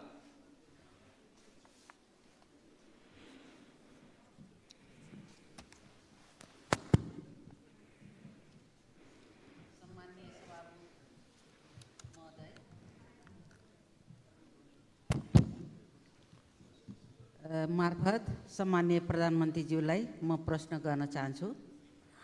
अझै पनि जनताहरू कहिले भूकम्प, कहिले बाढी पहिरो, डुबान त कहिले सडक, हवाई दुर्घटना तथा अन्य प्राकृतिक प्रकोप, वातावरणीय असन्तुलनबाट पीडित र त्रसित छन्। जनताहरूले सरकारको राहत सहयोगको अपेक्षा गरिरहेका छन्। जनताको दुःखमा सरकारको उपस्थिति हुनु अनि अपरिहार्य छ। यस्ता प्राकृतिक प्रकोपमा तीन तहका सङ्घीय, प्रादेशिक र स्थानीय सरकारले सञ्चालन गर्ने विकास निर्माण पूर्वाधारका योजनामा समन्वय प्रभावकारी बनाउन साथै अन्य गैर सरकारी संस्था सङ्घ संस्थासँग समन्वयकारी परिचालन गर्न तर्फ सरकारको के कस्तो योजना छ सम्मान्यज्यू?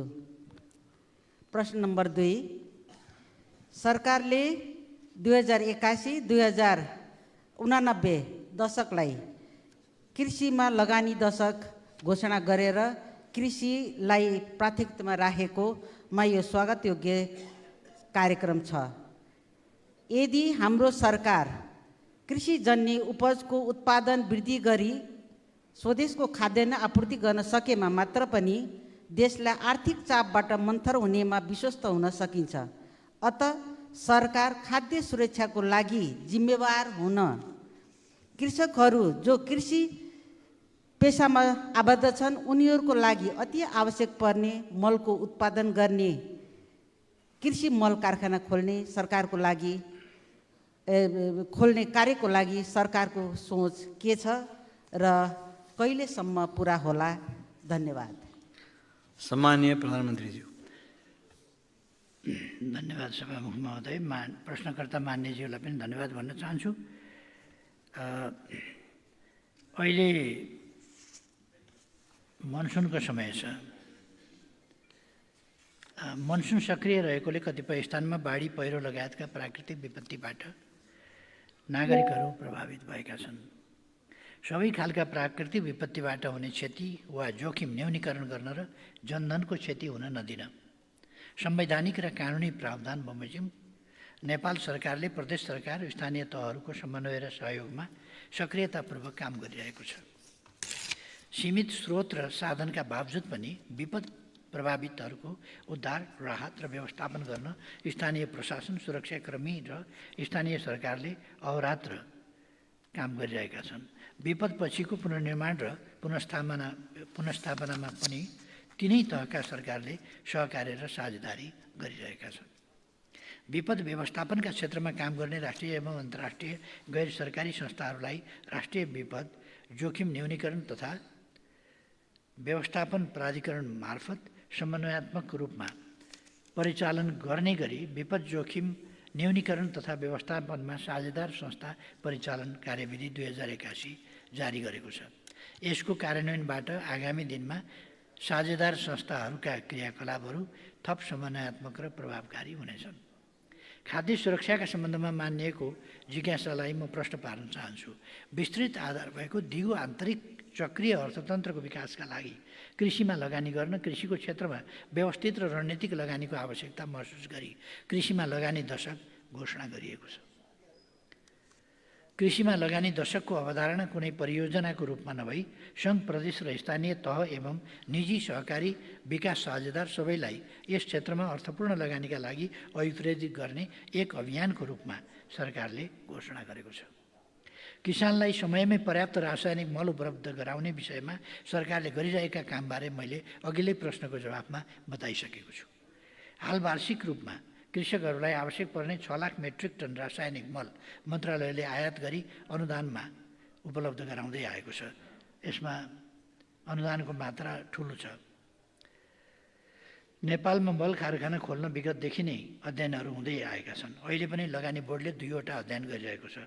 सरकार स्वदेशमै रासायनिक मल उत्पादनको लागि प्रयासरत छ र म विश्वास दिलाउन चाहन्छु कि यसलाई ठोस रूपमा निष्कर्ष निकालेर हामी छिटै नै नेपालमै रासायनिक मलको कारखाना स्थापना गर्नेछौँ। धन्यवाद। अब प्रश्नकर्ता माननीय सदस्य पूर्णबहादुर घरती मगर।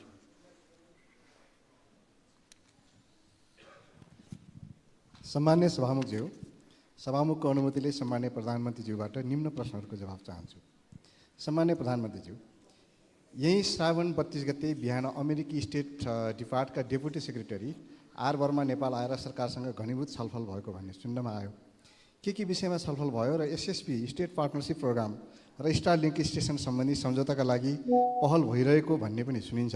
यस सम्बन्धी सम्मानित सदनलाई जानकारी गराउन म निवेदन गर्छु। दोस्रो, राष्ट्रिय सभाको विधायन समितिले सरकारले बनाउनु पर्ने भनी पठाएको अति आवश्यक ऐनहरूको सूची अनुसार सङ्घीयता कार्यान्वयनको महत्त्वपूर्ण ऐन सङ्घीय निजामती ऐन र प्रहरी समायोजन ऐन यो अधिवेशनमा पास हुन्छ कि हुँदैन, यस सम्बन्धमा किन ढिला भइराखेको छ? अर्को, हिजो सर्वसाधारण जनतालाई लोडसेडिङमा राखेर उद्योगी व्यवसायलाई दिएको विद्युतको बक्यौता नतिर्ने उद्योगीहरूबाट बक्यौता उठाएर सर्वसाधारण उपभोक्तालाई सहुलियत दिन हुँदैन? धन्यवाद। सम्माननीय प्रधानमन्त्रीज्यू।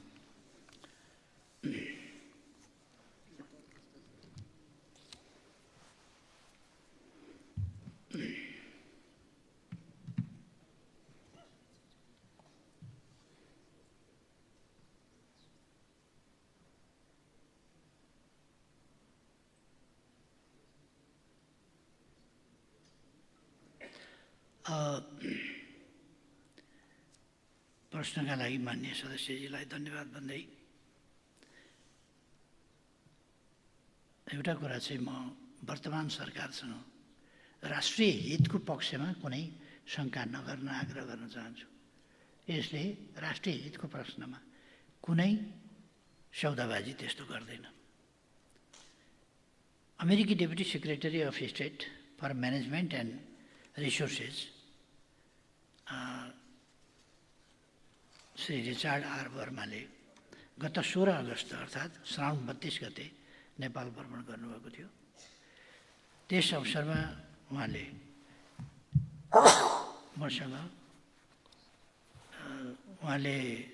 मसँग र माननीय परराष्ट्र मन्त्रीसँग शिष्टाचार भेट गर्नुभएको थियो र बेलुका फर्किनुभएको थियो। मसँगको भेटमा उहाँले दुई देशका बिचको पुरानो र बहुआयामिक सम्बन्धबारे चर्चा गर्नुभएको थियो। हामीले पनि त्यस सम्बन्धमा चर्चा गरेका थियौँ र नेपालको विपद प्रतिकार्य र मानवीय सहायताको कार्यलाई थप प्रभावकारी बनाउने सन्दर्भमा उहाँले 2टा हेलिकप्टर नेपाललाई दिने बताउनु भएको छ। तत्सम्बन्धमा थप कुरा भएको छैन र त्यो पारित पनि भइसकेको छैन। तत्सम्बन्धमा बजेटको उपलब्धता अमेरिकी संसदबाट पारित हुनुपर्ने र नयाँ प्रतिबद्धता अमेरिकाले यसअघि नै नेपाली सेनालाई प्रदान गर्ने भनिएका स्काई ट्रक र बेल हेलिकप्टर बाहेक थप हुने उहाँले बताउनु भएको थियो। यस सम्बन्धमा थप कुरा केही अरू भएको छैन। माननीय परराष्ट्र मन्त्रीसँग पनि यही कुरा उहाँले बताउनु भएको थियो।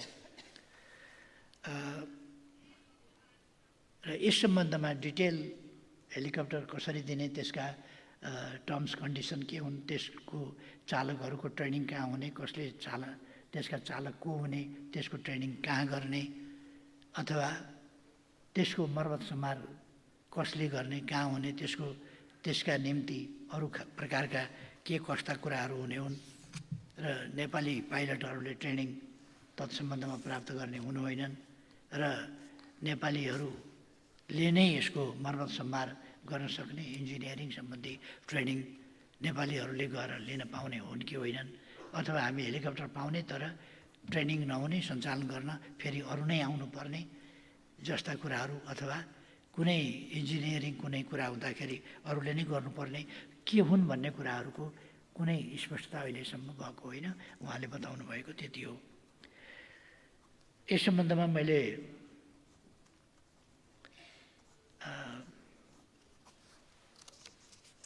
एसपिपी जस्ता कुरा, अरू कुराहरू कुनै विषयमा चर्चा नभएको म यस गरिमामय सदनलाई जानकारी गराउन चाहन्छु। र एसपिपी पहिले एकपल्ट चर्चासम्म चलेको हो, त्योभन्दा अगाडि बढेको थिएन र अहिले बढाउनु पर्छ भनेर पनि कसैले भनेको छैन, कुनै प्रस्ताव पनि कतैबाट आएको छैन। त्यो कुरा म बताउन चाहन्छु यस सभामा। त्यसबाहेक डेपुटी सेक्रेटरीले नेपालको सङ्क्रमण कार्यान्वयन न्याय सम्बन्धी विधेयक प्रतिनिधि सभाबाट पारित भएकोमा बधाई ज्ञापन गर्नुभएको थियो भने एमसिसी परियोजना जो यस संसदबाट बहुमतले पारित भएको थियो त्यसको कार्यान्वयनबारे सन्तुष्टि व्यक्त गर्नुभएको थियो। त्यसै गरी उहाँले युएसएआइडी र डिएफसी लगायतका अमेरिकी संस्थाहरू मार्फत नेपाललाई अमेरिकी सहायता तथा लगानी निरन्तर रहने प्रतिबद्धता व्यक्त गर्नुभएको थियो। एसपिपी र स्टार लिङ्क स्टेसन सम्बन्धी सम्झौताका विषयहरू यी दुवै भेटघाटमा छलफल नभएको बेहोरा यस सम्मानित सदनलाई जानकारी गराउन चाहन्छु। र अर्को, माननीय सदस्यले जिज्ञासा राख्नुभए जस्तै सङ्घीयता कार्यान्वयन सम्बन्धी कतिपय महत्त्वपूर्ण कानुनहरू बन्न अझ पनि बाँकी रहेका छन्।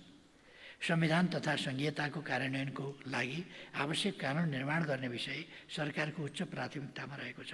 सङ्घीयता कार्यान्वयनलाई थप प्रभावकारी बनाउन प्रशासनिक सङ्घीयताको मार्गचित्र सहितको सङ्घीय निजामती सेवाको गठन, सञ्चालन र सेवाका शर्त सम्बन्धमा व्यवस्थापन गर्न बनेको विधेयक 2080 सङ्घीय संसदमा विचाराधीन रहेको छ। राजनीतिक सहमति र प्राविधिक विषयलाई सम्बोधन गर्दै यसै अधिवेशनबाट स्वीकृत हुने गरी संसदीय समितिको छलफललाई तीव्रता दिँदै स्वीकृत गराउन सरकार लागिरहेको छ। यसै गरी नेपाल प्रहरीको सञ्चालन तथा व्यवस्थापन नेपाल प्रहरी ऐन 2012बाट हुँदै आएको छ। बदलिएको परिस्थिति अनुरूप नेपालको प्रहरी सञ्चालन कसरी गर्ने, के गर्ने, यसको सङ्घीय शासन प्रणाली अनुरूप बनाउनका लागि भर्ना, नियुक्ति, बढुवा, सरुवा जस्ता व्यवस्थित बनाएर कसरी अगाडि बढाउने भन्ने सम्बन्धमा छलफल भइरहेको छ।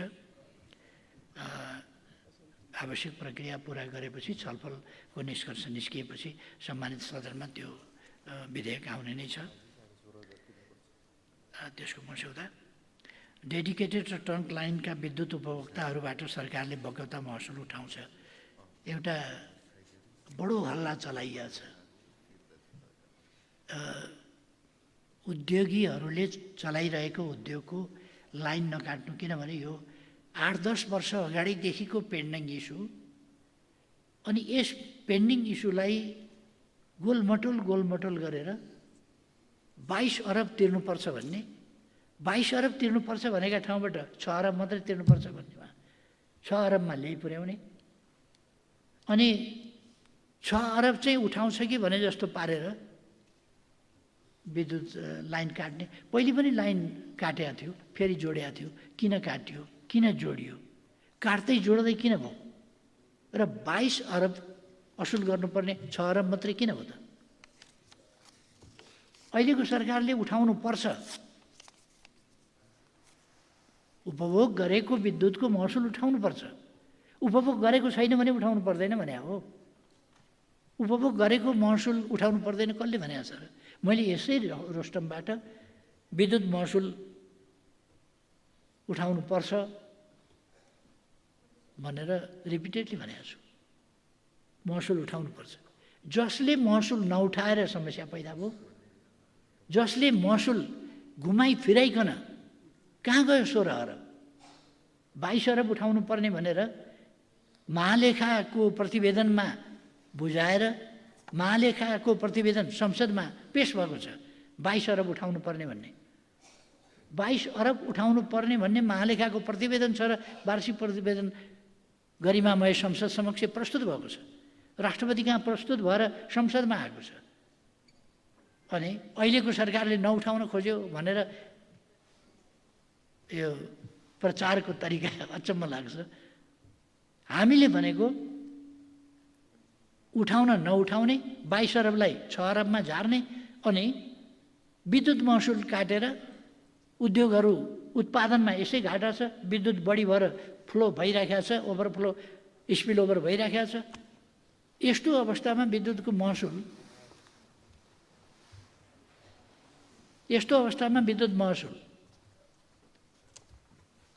उठाउनुपर्छ र पुराका पुरा विद्युत महसुल उठाउनुपर्छ। जति उपभोग गरेको छ त्यस विद्युतको महसुल उठाउनुपर्छ। छोडियो किन? 22 अरब भनियो किन? थिएन भने भनियो किन? महालेखाको प्रतिवेदनमा आयो कसरी? राष्ट्रपति कहाँ बुझाइयो कसरी? संसदमा बुझाइयो कसरी? अनि ठुला कुरा गरेर हुन्छ। त्यसकारण म अहिले पनि भन्न चाहन्छु, फेरि दोहोऱ्याएर भन्न चाहन्छु, विद्युत महसुल सम्पूर्ण महसुल उठाउनु पर्ने महसुल उठाउनुपर्छ। हामीले देशको उद्योगलाई घाटा पर्ने, उत्पादनलाई घाटा पर्ने विद्युतको टर्बाइन बन्द गरेर राख्नु पर्यो। विद्युतको एकातिर उत्पादन बन्द गरेर राख्नुपर्ने, अर्कातिर उद्योग चल्न नदिएर लाइन काट्नुपर्ने। लाइन विद्युत कम भएर लाइन काटे पनि होइन, अनि उद्योग चल्न मात्रै नदिने कारण के त? विद्युतको लाइन मात्रै काट्नुपर्ने कारण के त? अनि के बार्गेनिङ हो त्यो? 16 अरब छुट दिएर 6 अरब उठाउन चाहिँ यो तमासा चाहिँ के हो त? त्यसर्थ यो प्रचारबाजीको विषय होइन। कसैलाई हिरो बनाउने, कसैलाई के गर्ने, यस्ता प्रयासहरूको कुनै अर्थ पनि छैन। ती प्रयासहरू काम पनि लाग्दैन। तर प्रयास चाहिँ जारी छन्। व्यक्ति विशेषलाई हिरो बनाउने किन खोजी हुँदैन? हेटौडामा भएका त्यत्रा ट्रान्सफर्मरहरूको खोलावारी खोला पारी लस्कर छ। ट्रान्सफर्मरहरू सडेर बसेका छन्, कुहेर बसेका छन्। राज्यको सम्पत्ति तामाको चिज राख्नुपर्ने ठाउँमा अल्मुनियम राखेर काम नलागेर ती ट्रान्सफर्मर त्यत्तिकै राखेका छ। त्यसका लागि कोही जिम्मेवार हुनुपर्छै पर्दैन? कोही छैन भने ठेकेदार, जसले ठेका लिएको छ, के भनेर ठेका लिएको थियो त्यस अनुसार भयो कि भएन? या सलै ल्याउनु भनेर ठेका लगाएको थियो कि किन्न लगाउँदा के भनेर, के निर्णय अन्तर्गत किन्न लगाइएको थियो? यही काठमाडौँ भक्तपुरतिर फ्याँकेका ट्रान्सफर्मरहरू के भएका हुन्थेन? तिनीहरूको छानबिन हुनुपर्छ कि पर्दैन? अनि सत्यलाई ढाकछोप गर्नका लागि चर्का आवाज निकालेर जनतालाई भ्रममा पारेर अनि भ्रष्टाचार भनेर कराएर अनि भ्रष्टाचारलाई चाहिँ झ्याप्प छोप्यो। त्यो खालका तरिकाहरू अहिलेको सरकारले अपनाउँदैन। त्यसकारण म स्पष्ट भन्न चाहन्छु फेरि पनि, कुनै रकममा कहीँ उपयोग गरेका विद्युतको महसुल असुल गर्ने कुरामा कुनै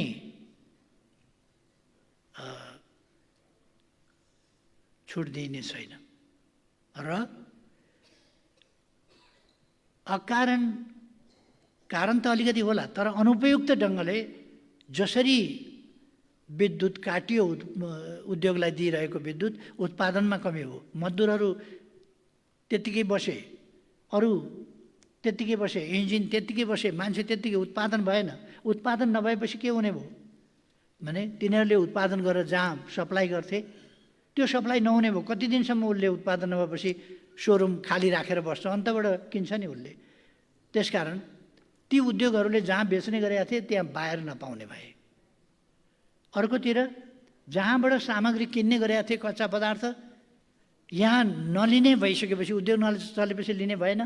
नलिएपछि अनि उनीहरूले सप्लायरबाट सप्लाई पनि नपाउने भए। प्रोडक्सनको उनीहरूको चेन नै, इन्डस्ट्रीको एक तहमा भन्ने हो भने इन्डस्ट्रीको तत्त्व नै ब्रेक हुने भयो। त त्यसो भएर यस्ता खालका कुराहरू हुनु हुँदैन भनेर सरकारले जिम्मेवारीपूर्वक ढङ्गले विद्युत प्राधिकरणलाई भनेको यो किन छोडियो, किन उठाइएन, किन तबसम्म उठाइएन, किन समयमा भुक्तानी लिएन, त्यति बेरै यसको छिनोफानो किन गरिएन। र अहिले उद्योगका लागि महसुल तिराउने, अहिलेसम्म महसुल तिराउन विद्युतको लाइन काटिया छ, कहीँ काटिया छ। विद्युत महसुल तिराउने बाटो भनेको विद्युतको लाइन काट्नु हो। कहीँ पनि विभिन्न होटलहरूमा विद्युतको लाइन कहिले कहिले समयमा नतिरेको हुनसक्छ, त्यसलाई जरिमाना समेत के पेनल्टी सेनल्टी लगाएर पनि फेरि असुल गरे हुन्छ, तर विद्युतको लाइन काटे हुँदैन। अस्पतालले कहिले कहिले पैसा तिर्न सकेन भने त्यसमा लाइन काटिन्छ, उद्योगमा काटिन्छ, होटलमा काटिन्छ लाइन, पैसा तिरेन भन्दैमा। अर्को कुरा त यो त व्यापार पनि हो नि सरकारको, आफ्नै व्यापार रोकेर अनि सरकारले त्यसरी काम गर्छ भन्ने कुरा मात्रै हो। यसमा म स्पष्ट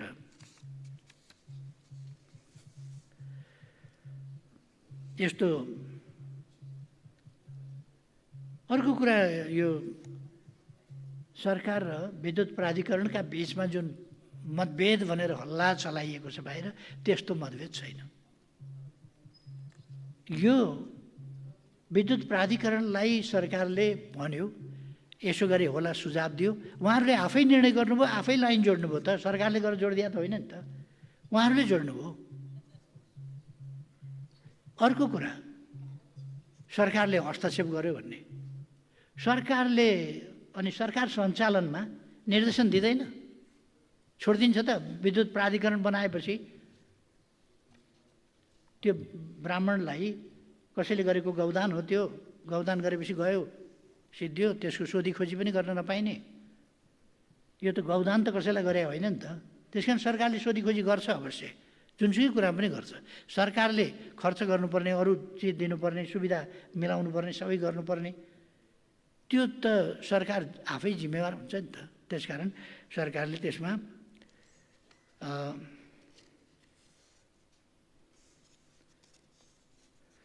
म स्पष्ट भन्न चाहन्छु, बक्यौता हामी उठाउँछौँ, छोड्दैनौँ, तर उद्योग बन्द गरेर होइन, चलाएरै। उद्योग बन्द गरेर बक्यौता उठ्छ भन्ने कुरा होइन, गलत हो। उद्योग नै बन्द हुँदा बक्यौता उठ्ने आधार पनि बन्द हुन्छ। त्यहाँ रोजगारी पाएकाको रोजगारी बन्द हुन्छ, उद्योग भएपछि उत्पादन पनि घट्छ, व्यापार घाटा बढ्छ। यी सबै कुरा ध्यान दिनु पर्दैन। त्यसकारण म फेरि पनि भन्न चाहन्छु, औद्योगिक ग्राहकसँग लिनुपर्ने खपत अनुसारको महसुल मिना गरिएको भन्ने झुटो सूचनाको पछि नलाग्न म सबैलाई आग्रह गर्न चाहन्छु। यो झुटो सूचना हो र 22 अरब भनेर संसदमा रिपोर्ट आएको छ, 6 अरब मात्रै उठाउनु पर्ने भन्ने अहिले विद्युत प्राधिकरणले भनेको छ भने यसमा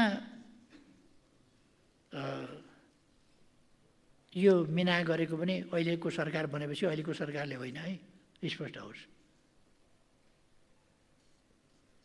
र यस्तो झुटो सूचनाको पछि नलाग्नका लागि म सबैलाई आग्रह गर्न चाहन्छु। सरकारले विभिन्न सहुलियत मार्फत सर्वसाधारणले खपत गर्ने विद्युतको शुल्कमा छुट दिएको छ। मासिक 21 लाख सर्वसाधारणलाई 20 युनिटसम्मको विद्युत निःशुल्क दिइएको छ। सर्वसाधारणलाई 20 युनिटसम्म खपत गर्ने उपभोक्ताहरूलाई केवल मासिक 30 रुपियाँ तिरे पुग्ने व्यवस्था गरिएको छ। त्यस्तै सिँचाइ वर्गका ग्राहकलाई प्रति युनिट 2 रुपियाँ 25 पैसाका दरले विद्युत उपलब्ध गराइएको छ भने सामुदायिक खानेपानीमा डिमान्ड चार्ज पुरै मिना गरी प्रति युनिट 4 रुपियाँ 20 पैसाको दरले विद्युत उपलब्ध गराइएको छ। चार्जिङ स्टेसनलाई सहुलियत दरमा प्रति युनिट 5 रुपियाँ 75 पैसाका दरले विद्युत उपलब्ध गराइएको छ। आगामी दिनमा सर्वसाधारणले उपभोग गर्ने विद्युत महसुल दर थप घटाउन सकिन्छ। औद्योगिक ग्राहकलाई शुल्क मिना गरेको, सर्वसाधारणसँग कसेर महसुल उठाएको भन्ने हल्लाको पछि यो नितान्त हल्ला र यो मलाई लाग्छ यो नजानेर होइन, जानी बिजिकन चलाइएको हल्ला। यस्ताका पछि नलाग्न र तथ्यहरू हेर्न, बुझ्न र बुझेर यसको सत्य बुझेर अगाडि बढ्न म सबैलाई पनि आग्रह गर्न चाहन्छु र प्रश्नकर्ता मान्यज्यूलाई पनि अनुरोध गर्न चाहन्छु। धन्यवाद। अब प्रश्नकर्ता माननीय पुष्पबहादुर शाह।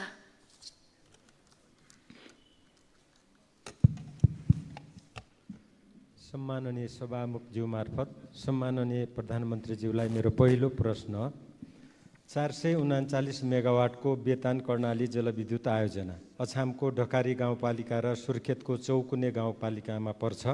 सुदूरपश्चिम र कर्णाली प्रदेशकै साझा एवं गौरवको आयोजना करिब 6 लाख सञ्चयकर्ताको लगानीबाट निर्माण हुन लागेको आयोजना हो। 2088 सालबाट व्यावसायिक उत्पादन सुरु गर्ने लक्ष्य लिएको छ। यो आयोजनालाई विद्युत विकास विभागले 2 वर्षदेखि अहिलेसम्म उत्पादन अनुमति पत्र लाइसेन्स दिएको छैन। यसमा ढिलाइ हुनुको कारण के होला? साथै माथिल्लो कर्णाली जलविद्युत आयोजना निर्माणका लागि सरकार र जिएमआर कम्पनी बीच समझदारी पत्र MOU भएको 16 वर्ष भइसकेको छ। हाल मन्त्री परिषद बैठकले वित्तीय स्रोत जुटाउन जिएमआरलाई 186 दिनको म्याद थप गरेको छ। के यो समयभित्र अब माथिल्लो कर्णालीको निर्माण कार्य अगाडि बढ्छ? प्रश्न नम्बर 2, 2034 सालमा निर्माण भएको जिल्ला अस्पताल अछाम हालसम्म टिनको छानामुनि सञ्चालनमा रहेको छ।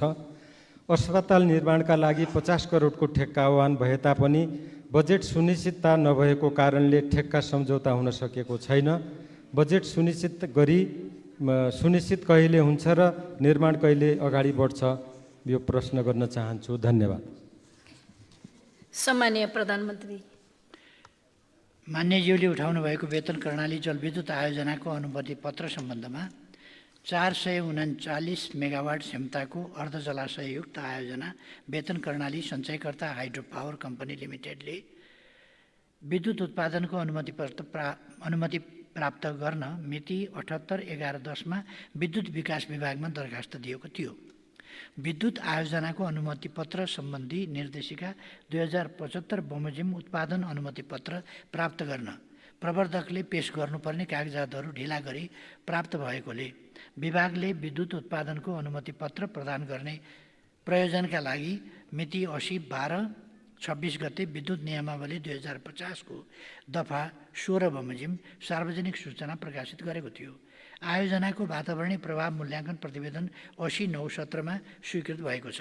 वेतन कर्णाली सञ्चयकर्ता हाइड्रो पावर कम्पनी लिमिटेडले विद्युत आयोजनाको अनुमति पत्र सम्बन्धी निर्देशिका 2075 बमोजिम पेश गर्नुपर्ने नेटवर्थ सम्बन्धी कागजातहरू 2081 श्रावणमा पेश गरेको छ।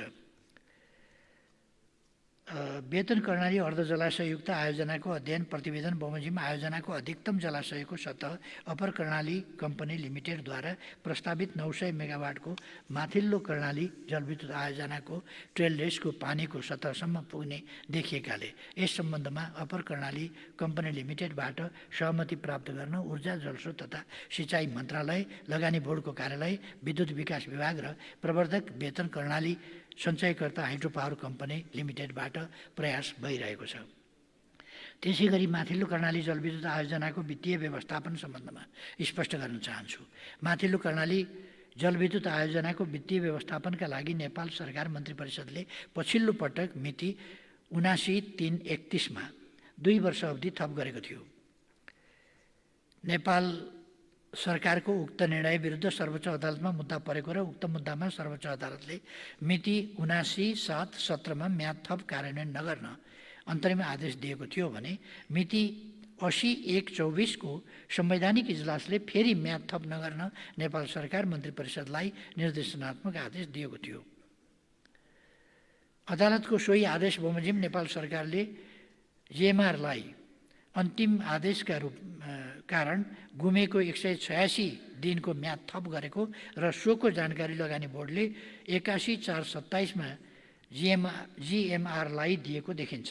यस अवस्थामा तोकिएको अवधिमा प्रवर्धक जिएमआरले वित्तीय व्यवस्थापन गरी माथिल्लो कर्णाली आयोजनाको निर्माण कार्य अगाडि बढाउनु पर्ने देखिन्छ। अर्को प्रश्नमा जिल्ला अस्पताल अछामको भवन निर्माण गर्ने विषय सरकारको प्रमुख प्राथमिकतामा रहेको जानकारी दिन चाहन्छु। हामीसँग स्रोत र साधन सीमित छ। उपलब्ध स्रोत र साधनलाई प्राथमिकीकरण गरी यस्ता अस्पताल निर्माण गर्न गत आर्थिक वर्षमा बजेट प्रस्ताव नभएको भए आगामी आर्थिक वर्षको बजेट तर्जुमा गर्दा विषयगत मन्त्रालयबाट प्राथमिकतापूर्वक प्रस्ताव गर्ने जानकारी दिँदै निर्माण कार्य अगाडि बढ्ने विश्वास दिलाउन चाहन्छु। धन्यवाद। अब प्रश्नकर्ता माननीय नागिना यादव।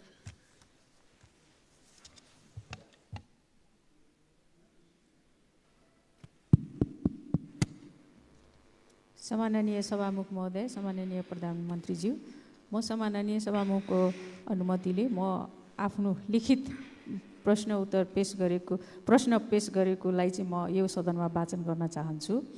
विश्वमा देखा परिरहेको नयाँ रोगमध्ये करिब 70% पशुपन्छीबाट उत्पन्न भई मानिसमा सर्ने प्रकारका छन्। उदाहरणको रूपमा मङ्की पक्स, कोभिड-19, बर्ड फ्लू जस्ता रोगले वर्षेनी धेरै जनसङ्ख्यामा पशुधन तथा मानवीय क्षति भइरहेको छ। जबकि नेपाल सरकार मन्त्री परिषदको 2076-9-14 को निर्णय अनुसार एक स्वास्थ्य रणनीति 2076 लिएको छ। साथै विश्व स्तरमा नेपाल सदस्य राष्ट्र रहेको विश्व पशु स्वास्थ्य सङ्गठन, संयुक्त राष्ट्र सङ्घको खाद्य तथा कृषि सङ्गठन र विश्व स्वास्थ्य सङ्गठन बीच एक स्वास्थ्य अवधारणा वन हेल्थ एप्रोचमा भएको त्रिपक्षीय समझदारीमा के कस्ता प्रगतिका पहल कदमहरू सरकारको तर्फबाट चालिएको छ। अर्को, देशको अर्थतन्त्रको एउटा महत्त्वपूर्ण हिस्सा कृषि पेसाले धानिएको छ। कृषि पेसा भन्नाले बाली जस्तै धान, गहुँ, मकै, उखु आदि मात्र नभई नबोल्ने पशुपन्छी पनि हुन्। त्यसमध्ये दूध, मासु, अण्डा आदि दिने पशुको हितमा सरकारले केही महत्त्व दिएको देखिए तापनि तर दिनहुँ काममा लगाइने भारवाहक पशुको योगदानको बारेमा कुनै पनि निकायले चासो देखाएको पाइन्न। जस्तै गधा, खच्चड, घोडा, गोरु आदि यस्ता पशुको महत्त्व गरिब दूरदराजका जनतालाई मात्र हुनुपर्ने हो कि सम्बन्धित मन्त्रालयको पनि हो? हालको कर्णाली पुलमा फसेका खच्चड यसको ज्वलन्त उदाहरण हो कि होइन? सभामुख महोदय, नेपालको वन क्षेत्र प्रदेश सरकारले व्यवस्थापन गरिरहेको छ। सङ्घीय वन तथा वातावरण मन्त्रालयले वन तथा वातावरण सम्बन्धी नीति नियम बनाउने हो। तर यहाँ सङ्घीय वन तथा वातावरण मन्त्रालयले 2076 सालमा बनाएको वन ऐनमा 1 वर्षसम्म कैद तथा 2 लाखसम्म जरिवानाको मुद्दाको तहकिकात तथा दायरी प्रदेश सरकारको कर्मचारीले गर्न पाउने, तर 1 वर्षभन्दा बढीको कैद तथा 2 लाखभन्दा बढीको जरिवाना सम्बन्धित मुद्दाको तहकिकात तथा दायरी प्रदेश सरकारको कर्मचारीले गर्न नपाउने र यसको लागि सङ्घीय सरकारले अनुसन्धान अधिकृत तोक्न पर्ने कानुनी व्यवस्था रहेको छ। तर वन ऐन 2076 जारी भएको 5 वर्ष व्यतीत हुँदा पनि सङ्घीय सरकारले मुद्दा तहकिकात तथा दायरी गर्ने अधिकारी तोक्न सकेको छैन, जसले गर्दा जिल्लामा वन कर्मचारीहरूलाई वन संरक्षणमा ठुलो समस्याको सामना गर्न गर्नु परिरहेको छ। ससाना मुद्दा तहकिकात तथा दायरीको लागि पनि प्रमुख जिल्ला अधिकारी समक्ष धाउनु परिरहेको छ।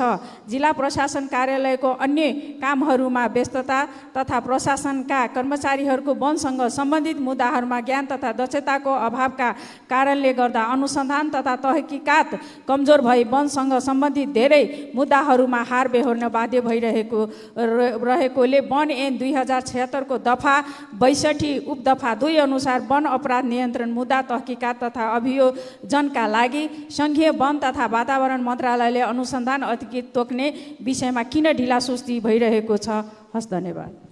सम्माननीय प्रधानमन्त्री।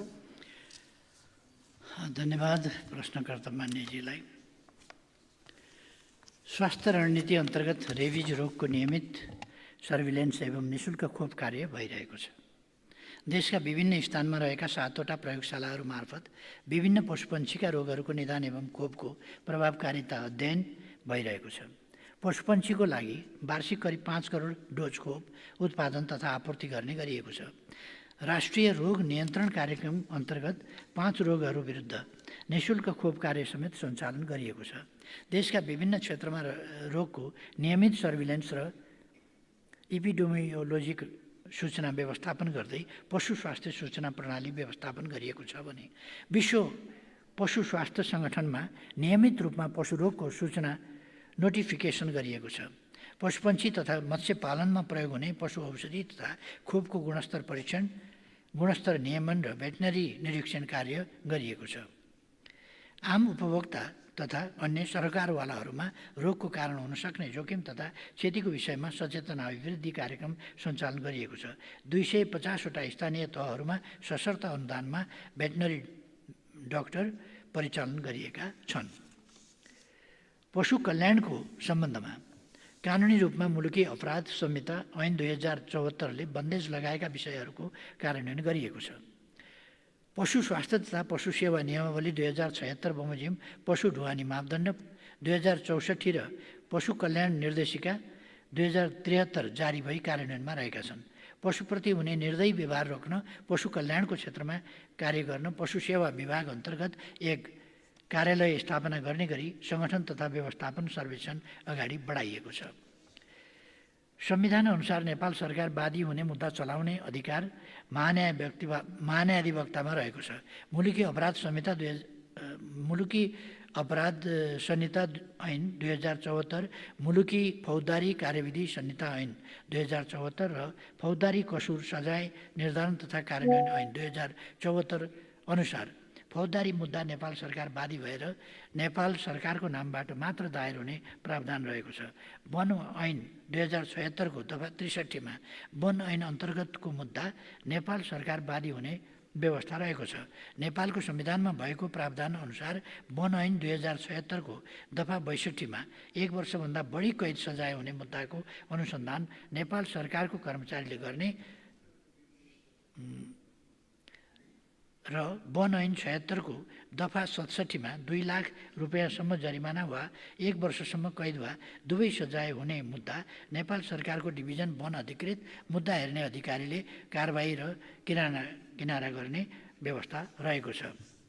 वन ऐन 2076 को दफा 2 को खण्ड ज मा डिभिजन वन अधिकृत भन्नाले प्रचलित कानुन बमोजिम नेपाल सरकारले खटाएको डिभिजन वन कार्यालयको प्रमुख सम्झनुपर्छ भन्ने प्रावधान रहेको छ भने वन ऐन 2076 को दफा 2 को खण्ड 6 मा डिभिजन वन कार्यालय भन्नाले प्रदेश सरकार अन्तर्गतको डिभिजन वन कार्यालय सम्झनुपर्छ भन्ने उल्लेख छ। माथि उल्लेखित संवैधानिक तथा कानुनी प्रावधान अनुसार प्रदेश सरकार अन्तर्गतको डिभिजन वन कार्यालयको प्रमुख डिभिजनल वन अधिकृत नेपाल सरकारको हुनुपर्दछ। तर नेपाल सरकारबाट मिति 75/3/32 मा स्वीकृत संगठन संरचना अनुसार प्रदेश सरकार अन्तर्गतको डिभिजन वन कार्यालयको प्रमुख प्रदेश सरकार अन्तर्गतको दरबन्दीमा रहेको छ। हाल डिभिजन वन कार्यालयका प्रमुख डिभिजनल वन अधिकृतहरू समायोजन ऐनअनुसार समायोजन भई प्रदेश सरकार प्रदेश सेवा अन्तर्गत रहेका छन्। यही कारणले डिभिजनल वन अधिकृतको क्षेत्राधिकारभित्र वनको अपराध अन्तर्गतको मुद्दाको कारबाही र किनाराका लागि समेत अदालत जानुपर्ने अवस्था रहेको छ। वनको संरक्षण खास गरी वन ऐन 2076 को दफा 57 को विशेष अधिकार प्रयोगमा समस्या आएको छ। यस समस्यालाई सम्बोधन गर्न सरकार तयार छ। धन्यवाद। अब प्रश्नकर्ता माननीय पशुपति शमशेर जबरा।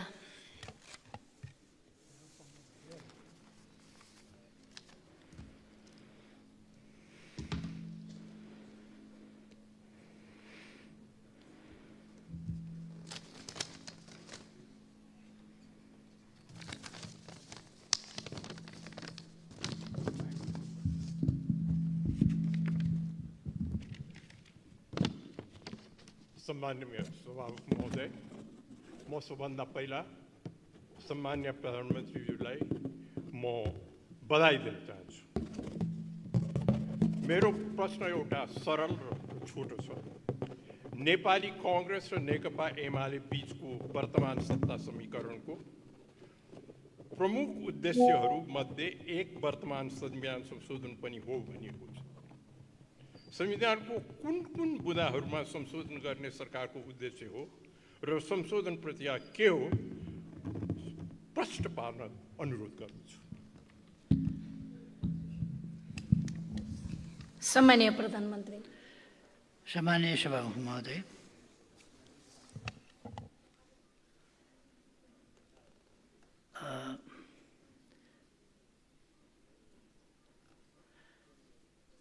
नेपाली कांग्रेस र नेकपा एमालेको संयुक्त सरकार गठनको सम्बन्धमा दुई दलबीच 7 वटा बुँदाहरूमा सहमति भएको थियो। मान्यज्यूले भन्नुभए जस्तै त्यसमध्ये एउटा बुँदा संविधान संशोधन आवश्यक छ भन्ने पनि हो र कहाँनेरि केका लागि गर्नुपर्ने भन्ने पनि त्यसमा सैद्धान्तिक तवरले भनिएको छ। यस सम्बन्धमा मैले यस सदनमा पनि र बाहिर पनि पटक पटक स्पष्ट पारिसकेका छु। संविधान संशोधन